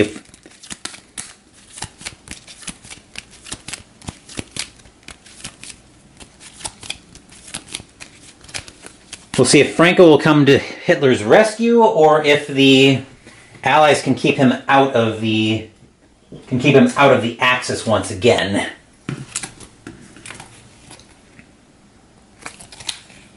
It's not looking good for the Axis once again. They're down 2, but they are winning ties.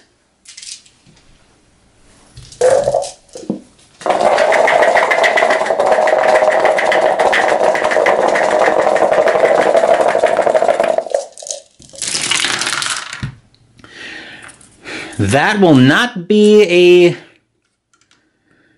be Franco joining the Axis once again. So 7, 13, 14, 15, 15, yeah, okay. I'm not going to bother tallying up the rest of it. But it's definitely enough to keep Spain out of the Axis once again. So that's the second time the Axis has tried to recruit Franco and failed.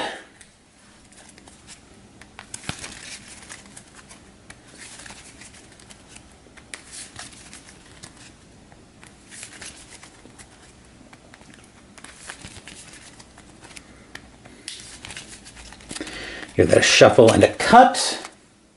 And then the Allies will draw a Red Star Major General. The Axis will draw a German Saboteur.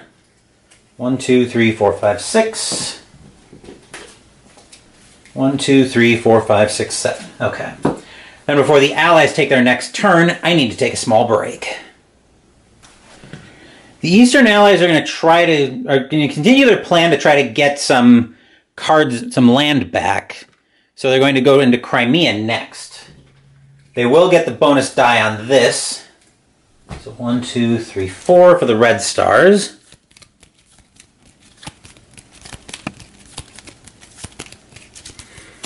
Mostly because, again, they want to try to get some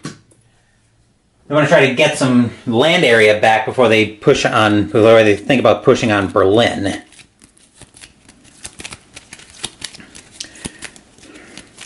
Let's see, it's actually 2 on 2 because I was looking at Romania, but I forgot that Bessarabia is right here as well and is actually Axis controlled. Alright, so our conflict cards this time. The Axis is laughing at that, but they've got to be fuming right now because they're using a Supreme Commander on what's essentially a pointless conflict. So the magic number here is going to be 20.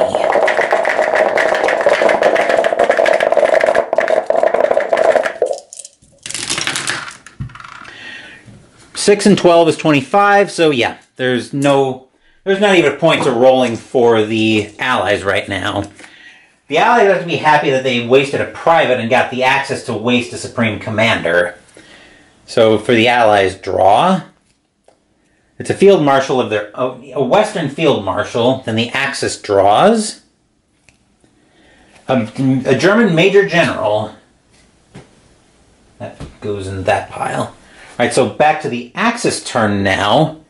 And once again, they're heading into the event deck. Waffen SS. This is a reusable event. You can add a conflict die and a land conflict. Add 1 die in a land conflict to a max of 5. Let's see what the Axis pulls for a roll here, or for a card. They would love an additional die in a land conflict, especially if they think they're going to have any chance of trying to push back from Moscow.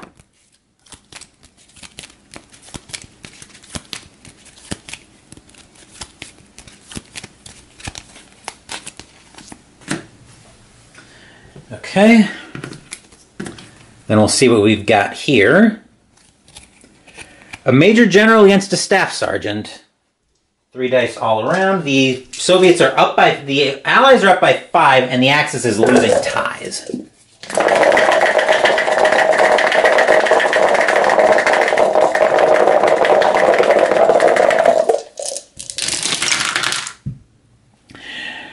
Yeah. So that's an 11 as a 21 to 14. So the Axis very much loses the event conflict there.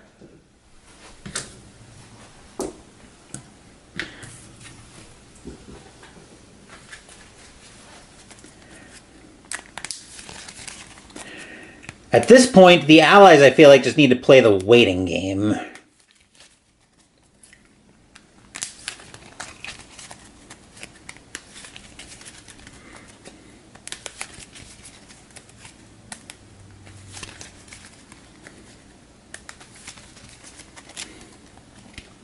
Because the Axis right now seems to be getting absolutely nowhere. Let's see, the Allies draw. A Western Corporal. The Axis draws. An Italian Private. That could be problematic if that comes up for the Axis. The Allied turn will bring us back into trying to take Crimea back once again.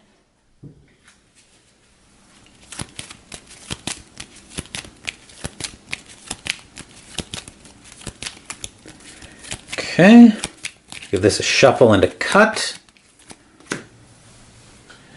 Then the Axis, wait, I gotta use a red star for that. Is that a red star I'm using? No, it's not.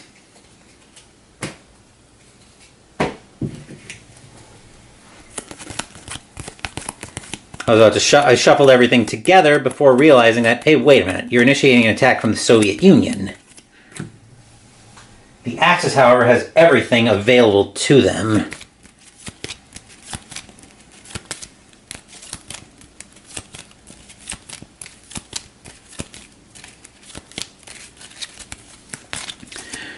All right.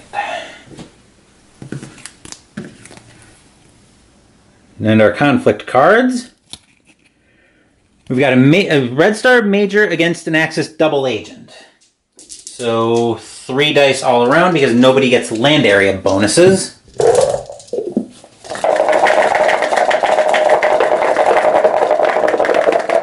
And the double agent loses ties to all suits.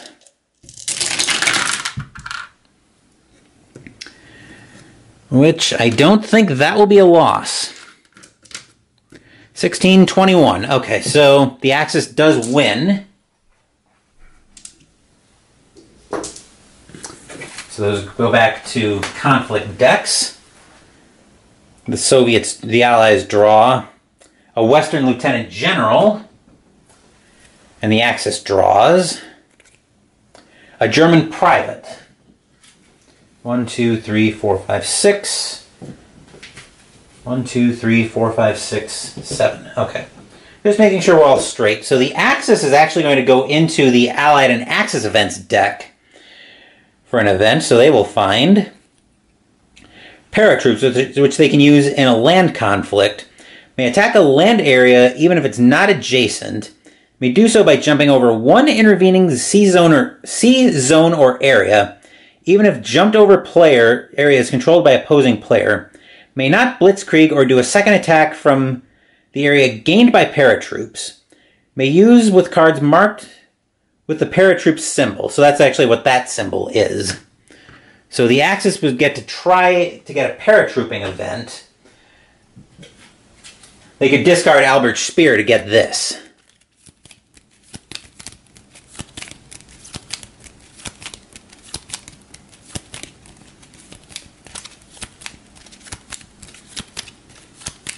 Okay. And everything's available for the Allies.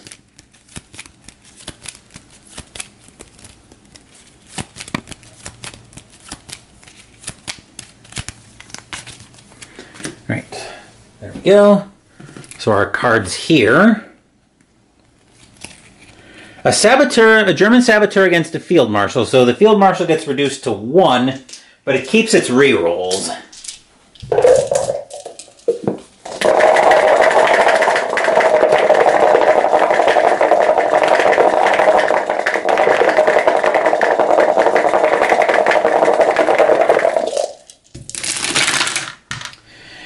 Okay, so I don't think the saboteur helped very much. Alright, so that was a 4. So 9, 10. Yeah. The Axis seems to be getting to that point where they just cannot get out of their own way. Alright, so that will get shuffled back into the Allied and Axis deck.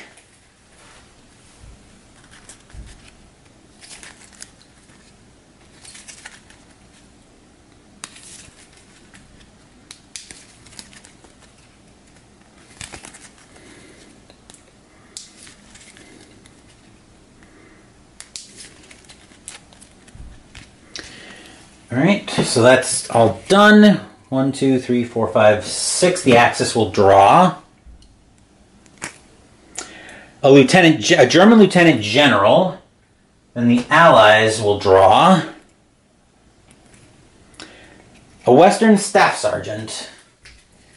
1, 2, 3, 4, 5, 6, 7. Okay, I was going to separate out the red stars, but I think all we've been drawing right now is Western Allied stuff. So the Allies will actually go back into their Allied event deck once again. So they will find Strategic Bombing, -1 random enemy card. Decrease the Axis hand size. The Axis must randomly discard 1 conflict card. Decrease the hand size by 1, place in box top after use. Eligible to be returned back into the Allied event deck by the Axis player during an Allied reshuffle. Okay, so everything's available to be used here. That is our conflict. Whoop.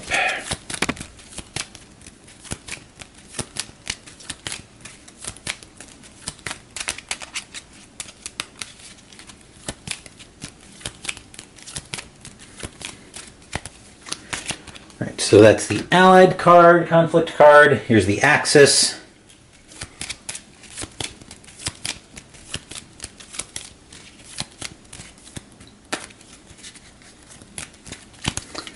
Right, cut and draw that.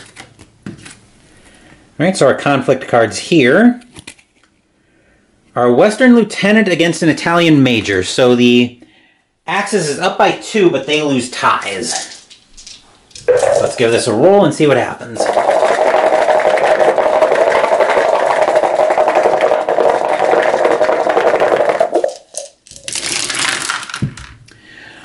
I think this game's kind of slowed down at this point very much. So 6 and 8 is 14, 8, 14, and 8 is 22. So yeah, the Axis protects their hand size.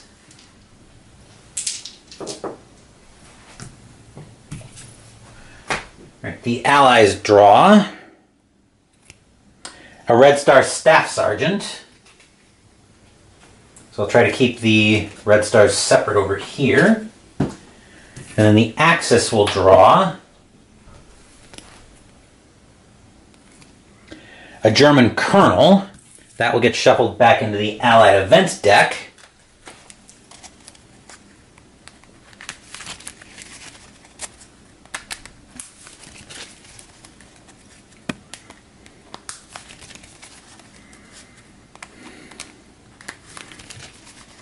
And then what do the Axis want to do here?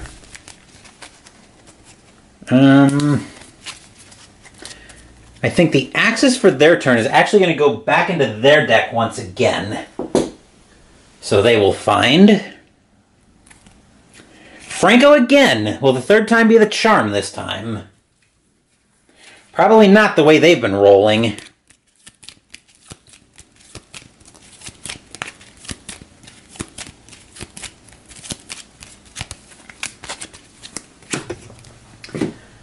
All right, everything's available to be used.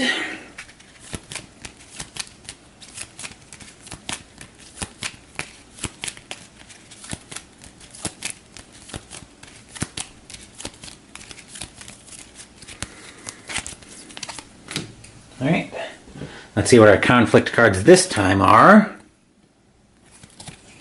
An Italian private against a Western staff sergeant. That's the third time we've seen Franco come up for the Axis. And they haven't been able to recruit him yet.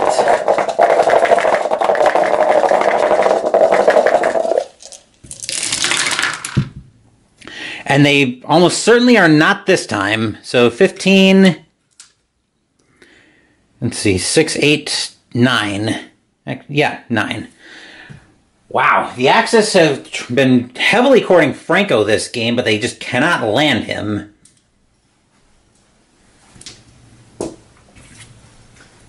Let's discard. Discard. That gets shuffled back into the Axis event array. Goodness gracious.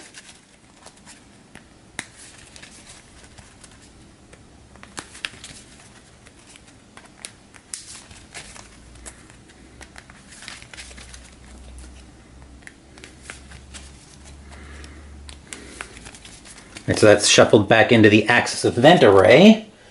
Then the Allies will draw a Western Major. The Axis will draw another double agent. Moving over to the Allied turn, they'll go back into their deck once again. They will find Their Finest Hour. Add a random card, -1 Allied hand size. Use in land conflict and decrease Allied hand size. After choosing a card from your hand, draw the top card from the Allied conflict deck. Add both cards' values together. Use special properties of both cards to resolve this event. May not use with maximum effort. So that's the Allied card, the Allied event.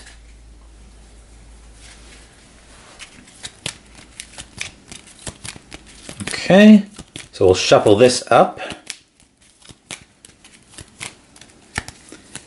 And then that will be the Allied card for the conflict. As for the Axis,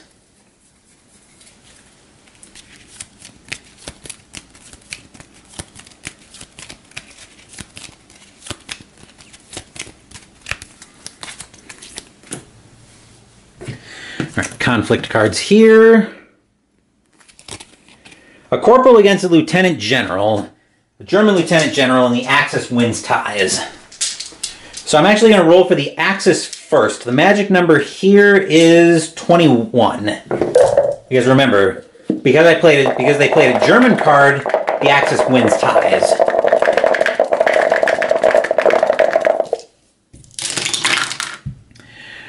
Which I think that is exact. No, that's not quite exact. See, that's a little above the top. That's a little over the top. So let's see, 10, 21, 3. So since the Allies can only get to 21 on 3 dice, the Axis will win the conflict without a roll from the Allies.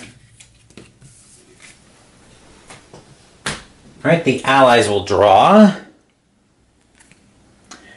a Western 7. The Axis will draw a German staff sergeant. I think we're coming near the end of the game. 1, 2, 3, 4, 5, 6. 1, 2, 3, 4. So yeah, we're nearing the end of the game here. That will get shuffled back into the Allied event deck. I do want to check the hand sizes as well.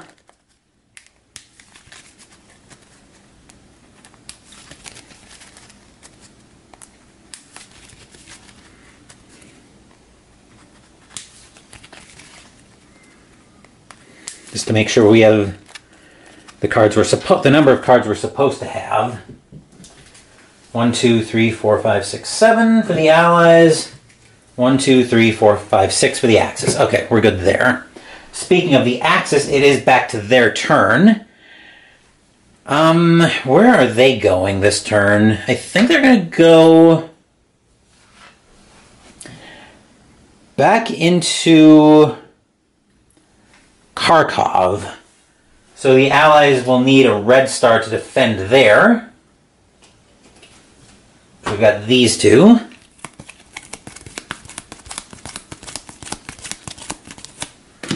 That's their card, and then the Axis will shuffle theirs up.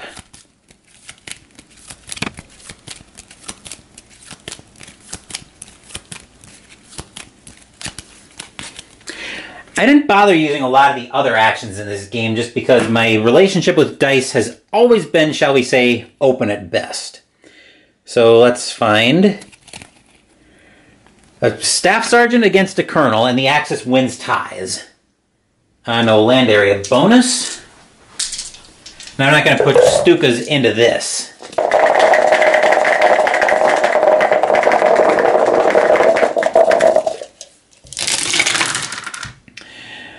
I think we got there this time. So that was a 4. All right, so 15, 16, 17, 18, 19 against 15. So yes, the Axis will take control of Kharkov, which will switch the Allied hand size and give the Axis a bonus action, but we'll see if that ends up being relevant because they are going to go into their production deck, or into their event deck, I should say.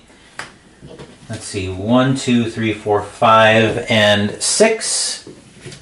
1, 2, 3, 4, 5, 6, 7. So the Axis will draw 2 Italian cards, a Field Marshal and a Sergeant. But as I mentioned, okay, so we need a black disc there. The Axis will take a production center action, so they'll go into their deck. Franco again, good grief. Let's see if Franco actually joins the Axis this time. This is the 4th time he's come up, and you guys have watched me shuffle this every single time. And this is before we look into the possibility of a blitzkrieg, but remember, if the Axis loses this action, their turn ends.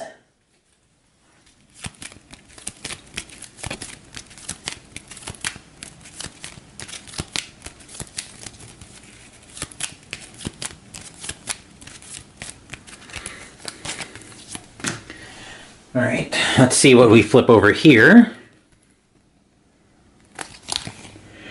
Double agent against a major general. The Axis is losing ties, though, because they played the double agent. So we're even up.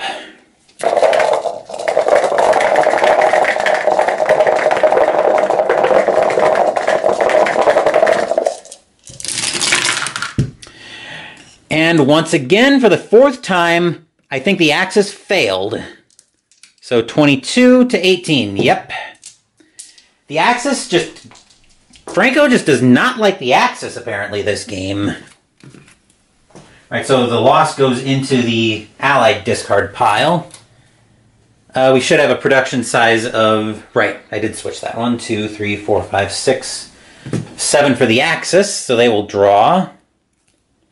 An Italian Major General. The Allies will draw a Red Star Lieutenant. 1, 2, 3, 4, 5, 6. Okay. Once again, I wanted to make sure the hand sizes were all straight.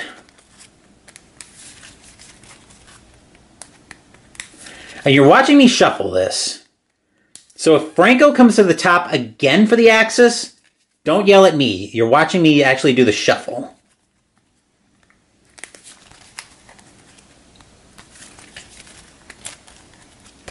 All right, so that's all done. Before the Allies take their next turn, I need to take a small break. I think we're playing Seesaw right now with Kharkov. So the Allies will need a red star attacking from basically anywhere. Let's say they're attacking from Ukraine for sake of argument. So they need a red star here. We'll use that. And the Axis.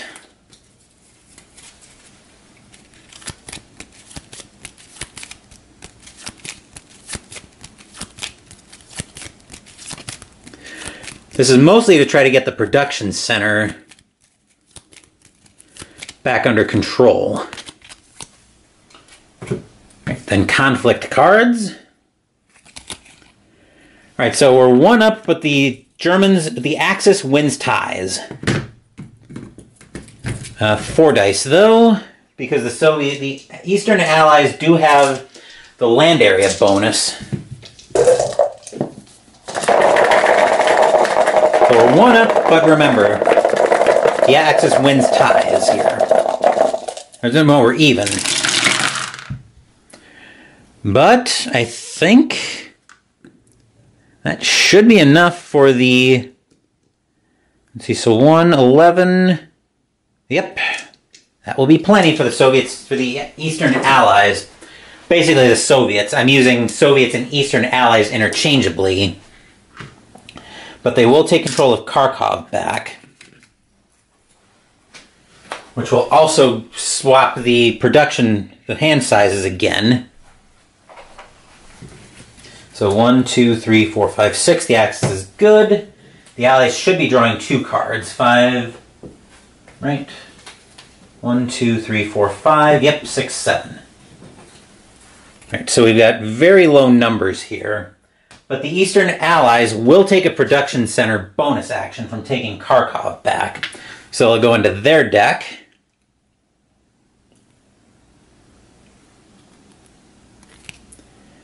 For the Red Ball Express, card of choice from a discard. Use whenever you draw a card. Play whenever and for whatever reason the Allies draw a card. Instead of taking the top card from his or from the conflict deck, the Allied player may search through discards and select the card of their choice. Okay, so go ahead and shuffle these up.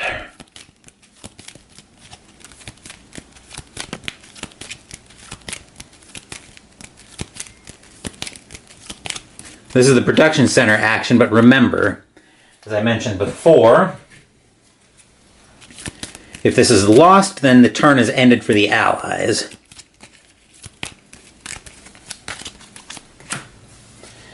Okay. Right, a saboteur, an Italian saboteur. So the Axis will lose ties once again. There's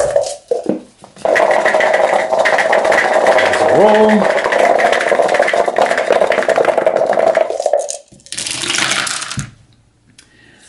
And I think we have another.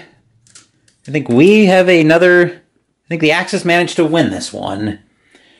Let's see, so 1, 8, 9, 10, 11, 9, 12, 13. Okay, so yeah, the Axis did win that conflict. The Allies will draw their last card, but remember, the reshuffle won't happen until they have to draw again, so they'll draw. Their last Lieutenant General, the Axis will draw. An Italian Colonel, so that will also get shuffled in.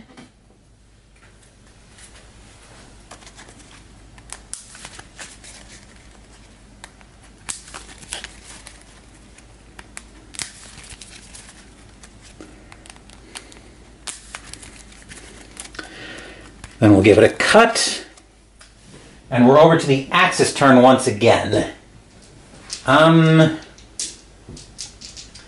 now that the Allies are about to reshuffle,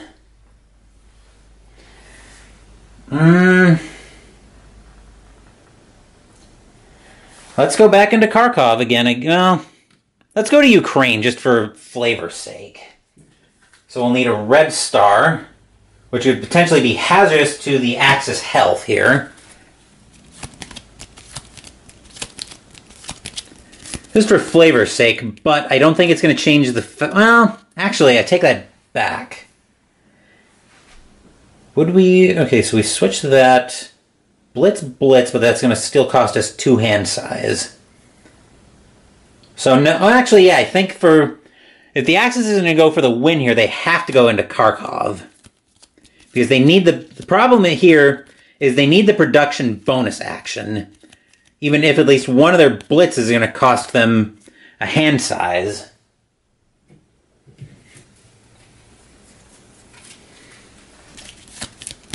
I wanted to go to Ukraine, but if I'm the Axis, I've got to take the route to victory I've got.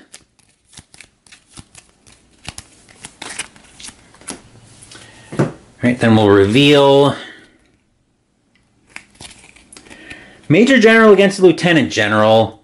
The Soviets have the reroll, but the Axis wins ties.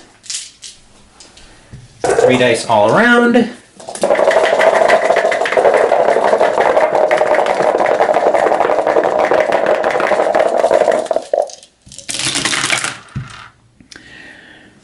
And I think...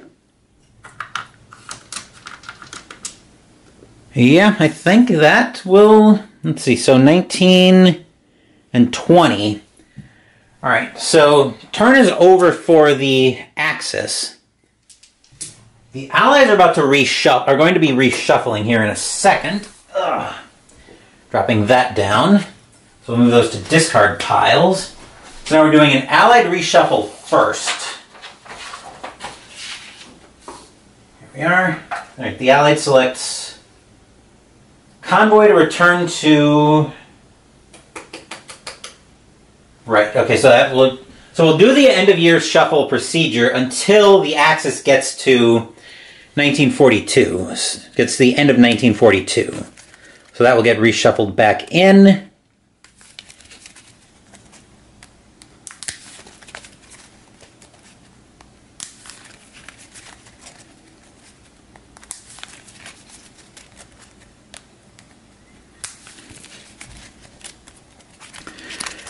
That's all. That's shuffled back in. When the Allied marker enters end of 1943, which it isn't. If the Axis player, because marker is in the same box or is 1 box ahead, move the Allied marker 1 year forward. So it's end of 1942 for the Allies. Once we get to what would be the year-end procedure, that's going to be the end of the game. So the Allied player reshuffles the discard pile to create a new conflict deck and draw a new card.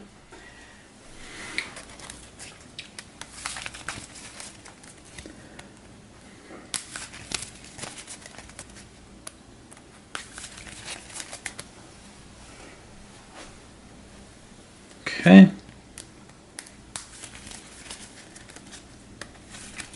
Got a quick shuffle. And a cut, and I just want to make sure that I am drawing a new card. 1, 2, 3, 4, 5, 6, 7. Yes, I am. So the Allies will draw. Probably the Lieutenant General they just used, trying to hold the Axis out of Kharkov. And 1, 2, 3, 4, 5, 6 for the Axis, so they will draw.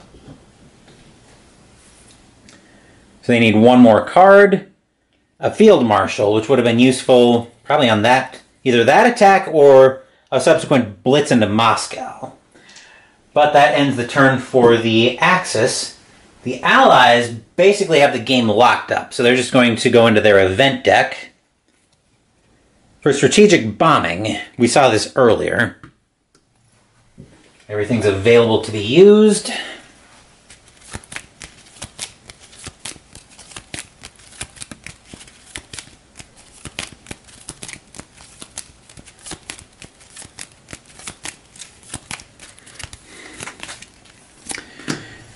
Right, and then the conflict deck cards for the Axis. 6.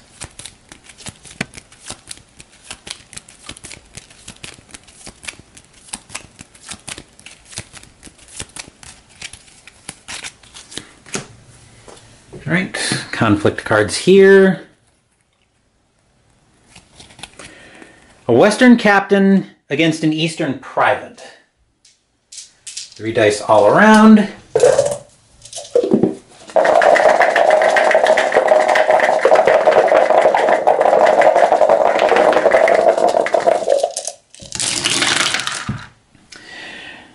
We keep that out of... Actually, I do think we keep that out of allied hands. Let me just total the numbers up here. 14, 17... to, what is that? 13. Yep, okay. So that does stay out of allied hands. Not that it really matters for the Axis right now. So that gets shuffled back into the allied deck.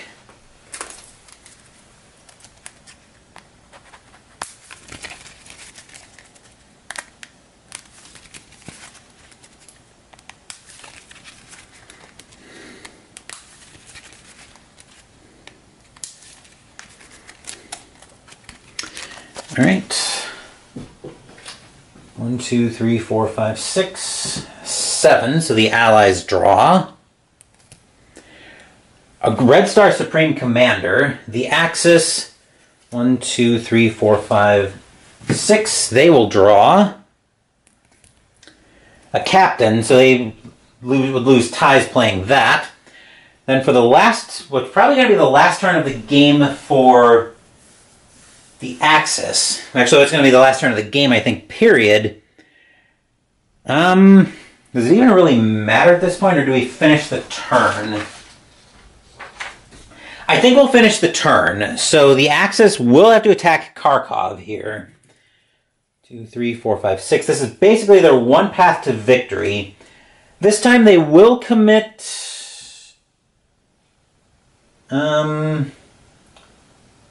Will they commit Stukas to this? They're probably going to need that in Moscow, but there's no guarantee they'll get there.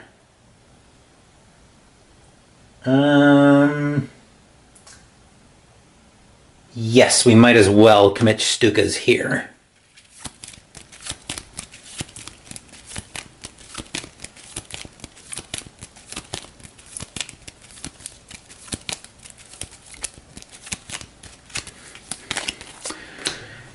So that's committed for the Axis. Now for the Allies, who need a Red Star, because we're initiating an attack in the Soviet Union, which is probably a suicide play at this point.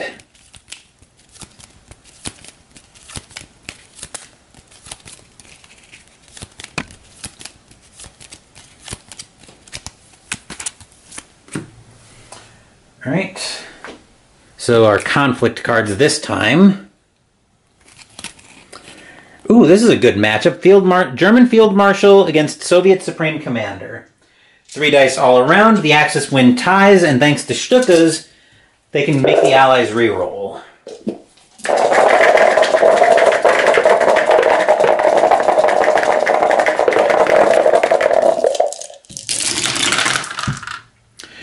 Which they probably don't need to on either front. So 12, 24, 12 and 13 and 5 is 18. So the Axis retakes Kharkov again. Look at that out. Swap those back. And then we didn't need Stukas, so we'll flip that face down since that was used. And then we will be reshuffling the Axis deck in a second. They will play... The Axis will play Albert Speer on this shuffle, so the Allies won't get the hand size bonus. So that's one of the following. Okay, so the player draws a conflict. All right, so the Axis didn't have any events to return. The Axis marker moves 1 year forward into 1942. So once this turn is over, the game will be over as well. Now we conduct a year-end procedure. Okay, takes the returnable and reusable in their own arrays. I'm just doing all... Actually, let's move over to the event array so I can do all of this on camera, because it might end up mattering depending on how the rest of the Axis turn goes.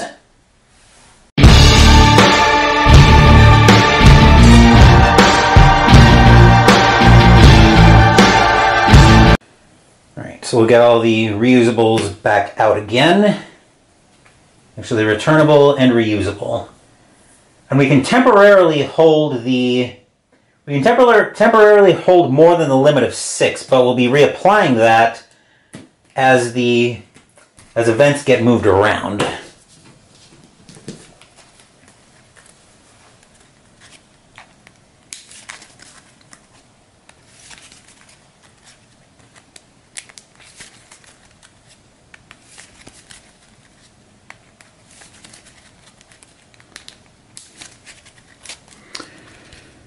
Okay, 1, 2. The rest of these will get shuffled back in.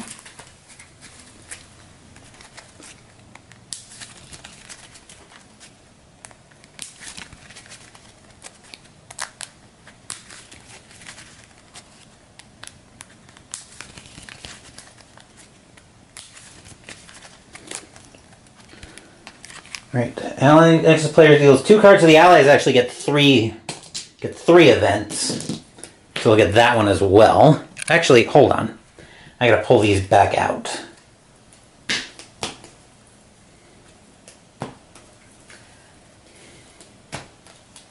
I didn't see that the allies actually get 3.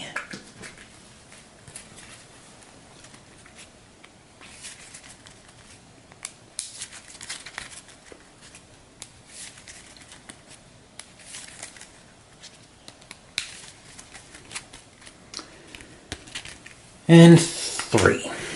Okay.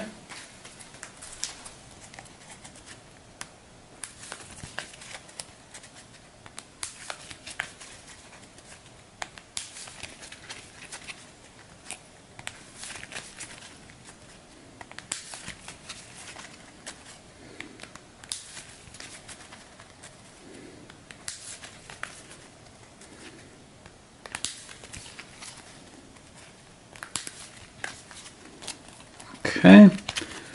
And we'll do the same thing for the Axis. They only get 2.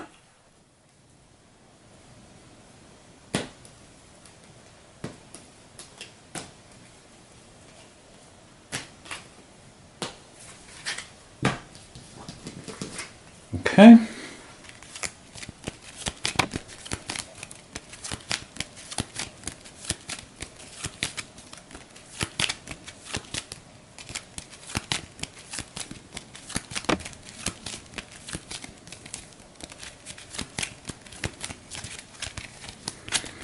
One, 2 for the Axis.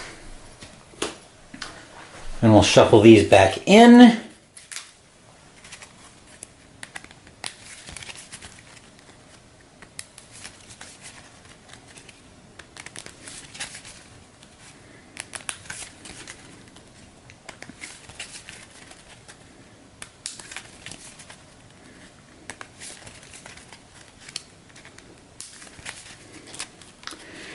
Alright, so that's all done, and we'll reveal the new events for the Allies. So the Allies find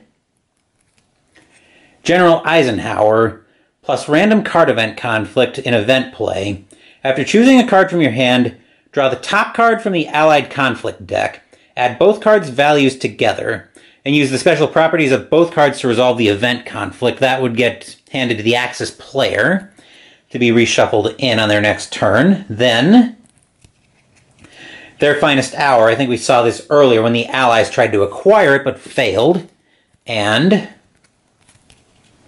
Mustangs. Play when the use versus V-Rocket or with strategic bombing. Play when the Axis attempts to gain V-Rocket or when the Allies attempt to gain strategic bombing. In the event conflict, add 1 die to a maximum of 5. So let's look at the new Axis events. Here we find General von Rundstedt. When defending an Axis-controlled land area in land conflict, add 1 die to a maximum of 5, and Desperate Gamble, same thing as their finest hour, but for the Axis. Alright, so that's all the new events. Let's move back over to the board and see what we're doing. Oh, actually, before we do that, we do actually need to finish the reshuffle. So the Axis player now reshuffles and draws up to their hand size. So 1, 2, 3, 4, 5. They'll be drawing 2 cards from this.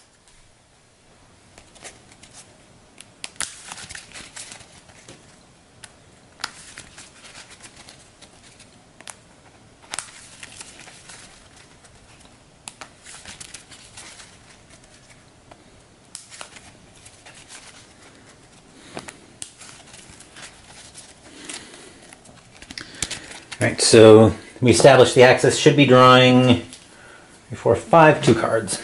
6, 7. So the Axis finds an Italian Supreme Commander and a German Sergeant. With that, let's move back over to the board and continue the Axis turn.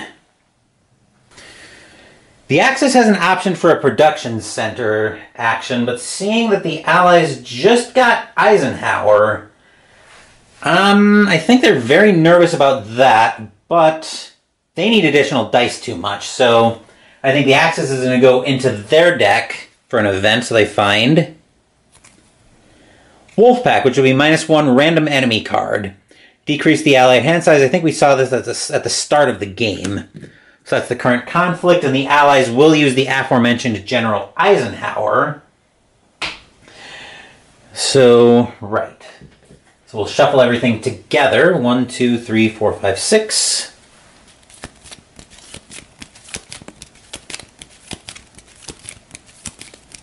Shuffle this up. So, like I said, once the Axis turn is over, then the game is over as well. The Axis does not have anything they can use.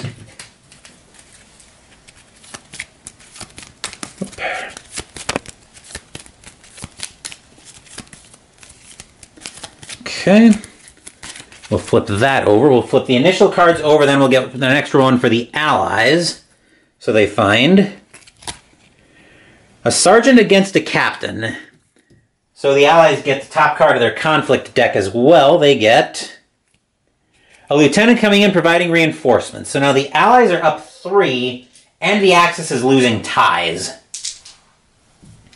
So if the Allies win here, if the Allies win this conflict, the game is just over. Let's find out what happens.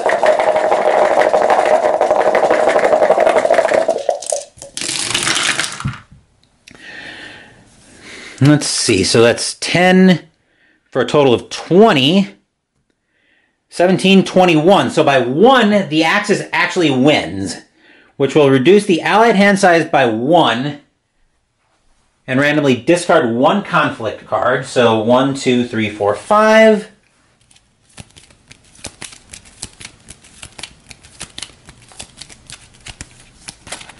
The Allies will be losing that card. They will lose a Red Star Sergeant. That probably doesn't hurt them that much. That will go to the Axis. That would get reshuffled in on their next turn. Right, so the 1, 2, 3, 4, the Allies are going up to 5 cards. They will draw a Western Major General. And then the Axis, 1, 2, 3, 4, 5, 6, will go up to 7 cards. They will draw an Italian Staff Sergeant. That will go to the box, but I can probably just put it aside to start on cleanup.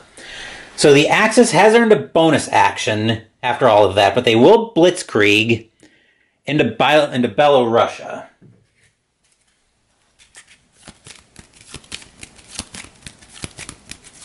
This is a slightly crazy play, but the Axis basically has to try this to try to win the game.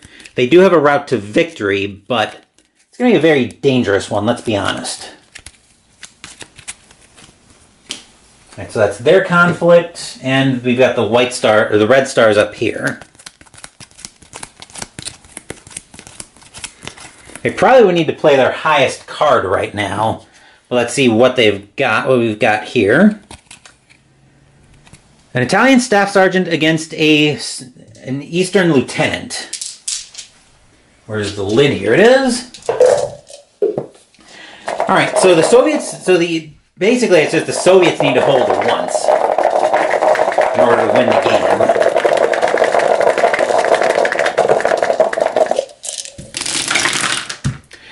That does not look like a hold to me, though. Alright, so 6, 12, 13 against 17, 18, 19, 21. So the Axis will take control of Belorussia.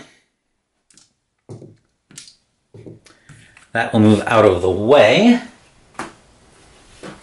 Alright, then 1, 2, 3, 4, 5. So the Axis will draw, or the Allies will draw a double agent, and the Axis will draw a Supreme Commander. That is going to be very welcome, especially with their next move being to commit General Guderian for a free blitzkrieg into Moscow. They're also going to use Desperate Gamble, because this is a very desperate gamble. So after choosing a card from your hand, draw the top card of the Axis deck, add both cards together, and use special properties from both to resolve it. So the Eastern Allies only have one red star they can use. As for the Axis, right, this will also, okay, this will increase their hand size, or decrease their hand size, I should say. All right, and then the conflict cards here. Lieutenant General against the Supreme Commander, and then the Axis gets a second card as well. They find a private, so they do have a reroll, and I wonder how that interacts. Because they have one win ties and one lose ties. I think I'm going to rule that the higher ranked card is going to take priority. So in this case, the Axis will win ties. The Allies get 4 dice. The Axis gets 3, but the Axis can reroll if they need to.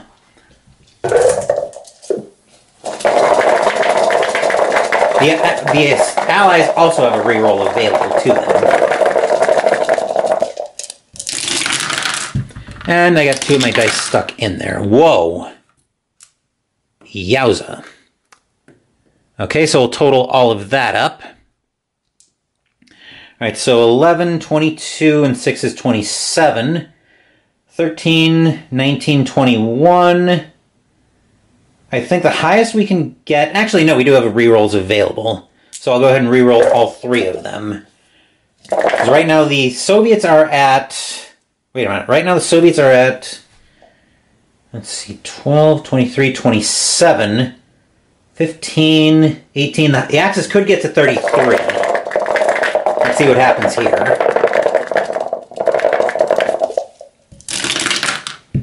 That will not do it, I don't think. So 15, 8 is 15, 8 is 23, 24, 25, 26. I think the Axis still came up short. Right? Let me just double check that. So that's 24 actually. Against 22, 4, 5, 6, 7, 8. Yep. So the Axis still came up short. Which means the turn is over. I'm not going to bother drawing back up. So Guderian would go back into the Axis array, that would actually go to the Allies to be reshuffled back in, but that does stop the Axis turn, so the game is over, and the Axis... So based on the victory conditions for the shorter game, got it over here that I've been consulting. Where is it? Introductory game 1941. So the Axis hand size is the same as the Allied hand size. So in that case, the Axis suffers so we have a devastating Axis defeat and an Allied victory. So the game is over at this point. With that, let's move back up top. Let's actually get the dice tower out of shot, and I'll go into the after-action report.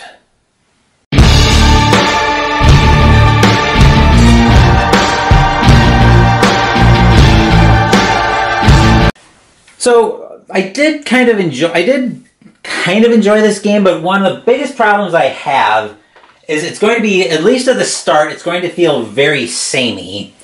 Because this route that the Allies have into Berlin, if they feel like being daring, is just something too great for the Axis to ignore.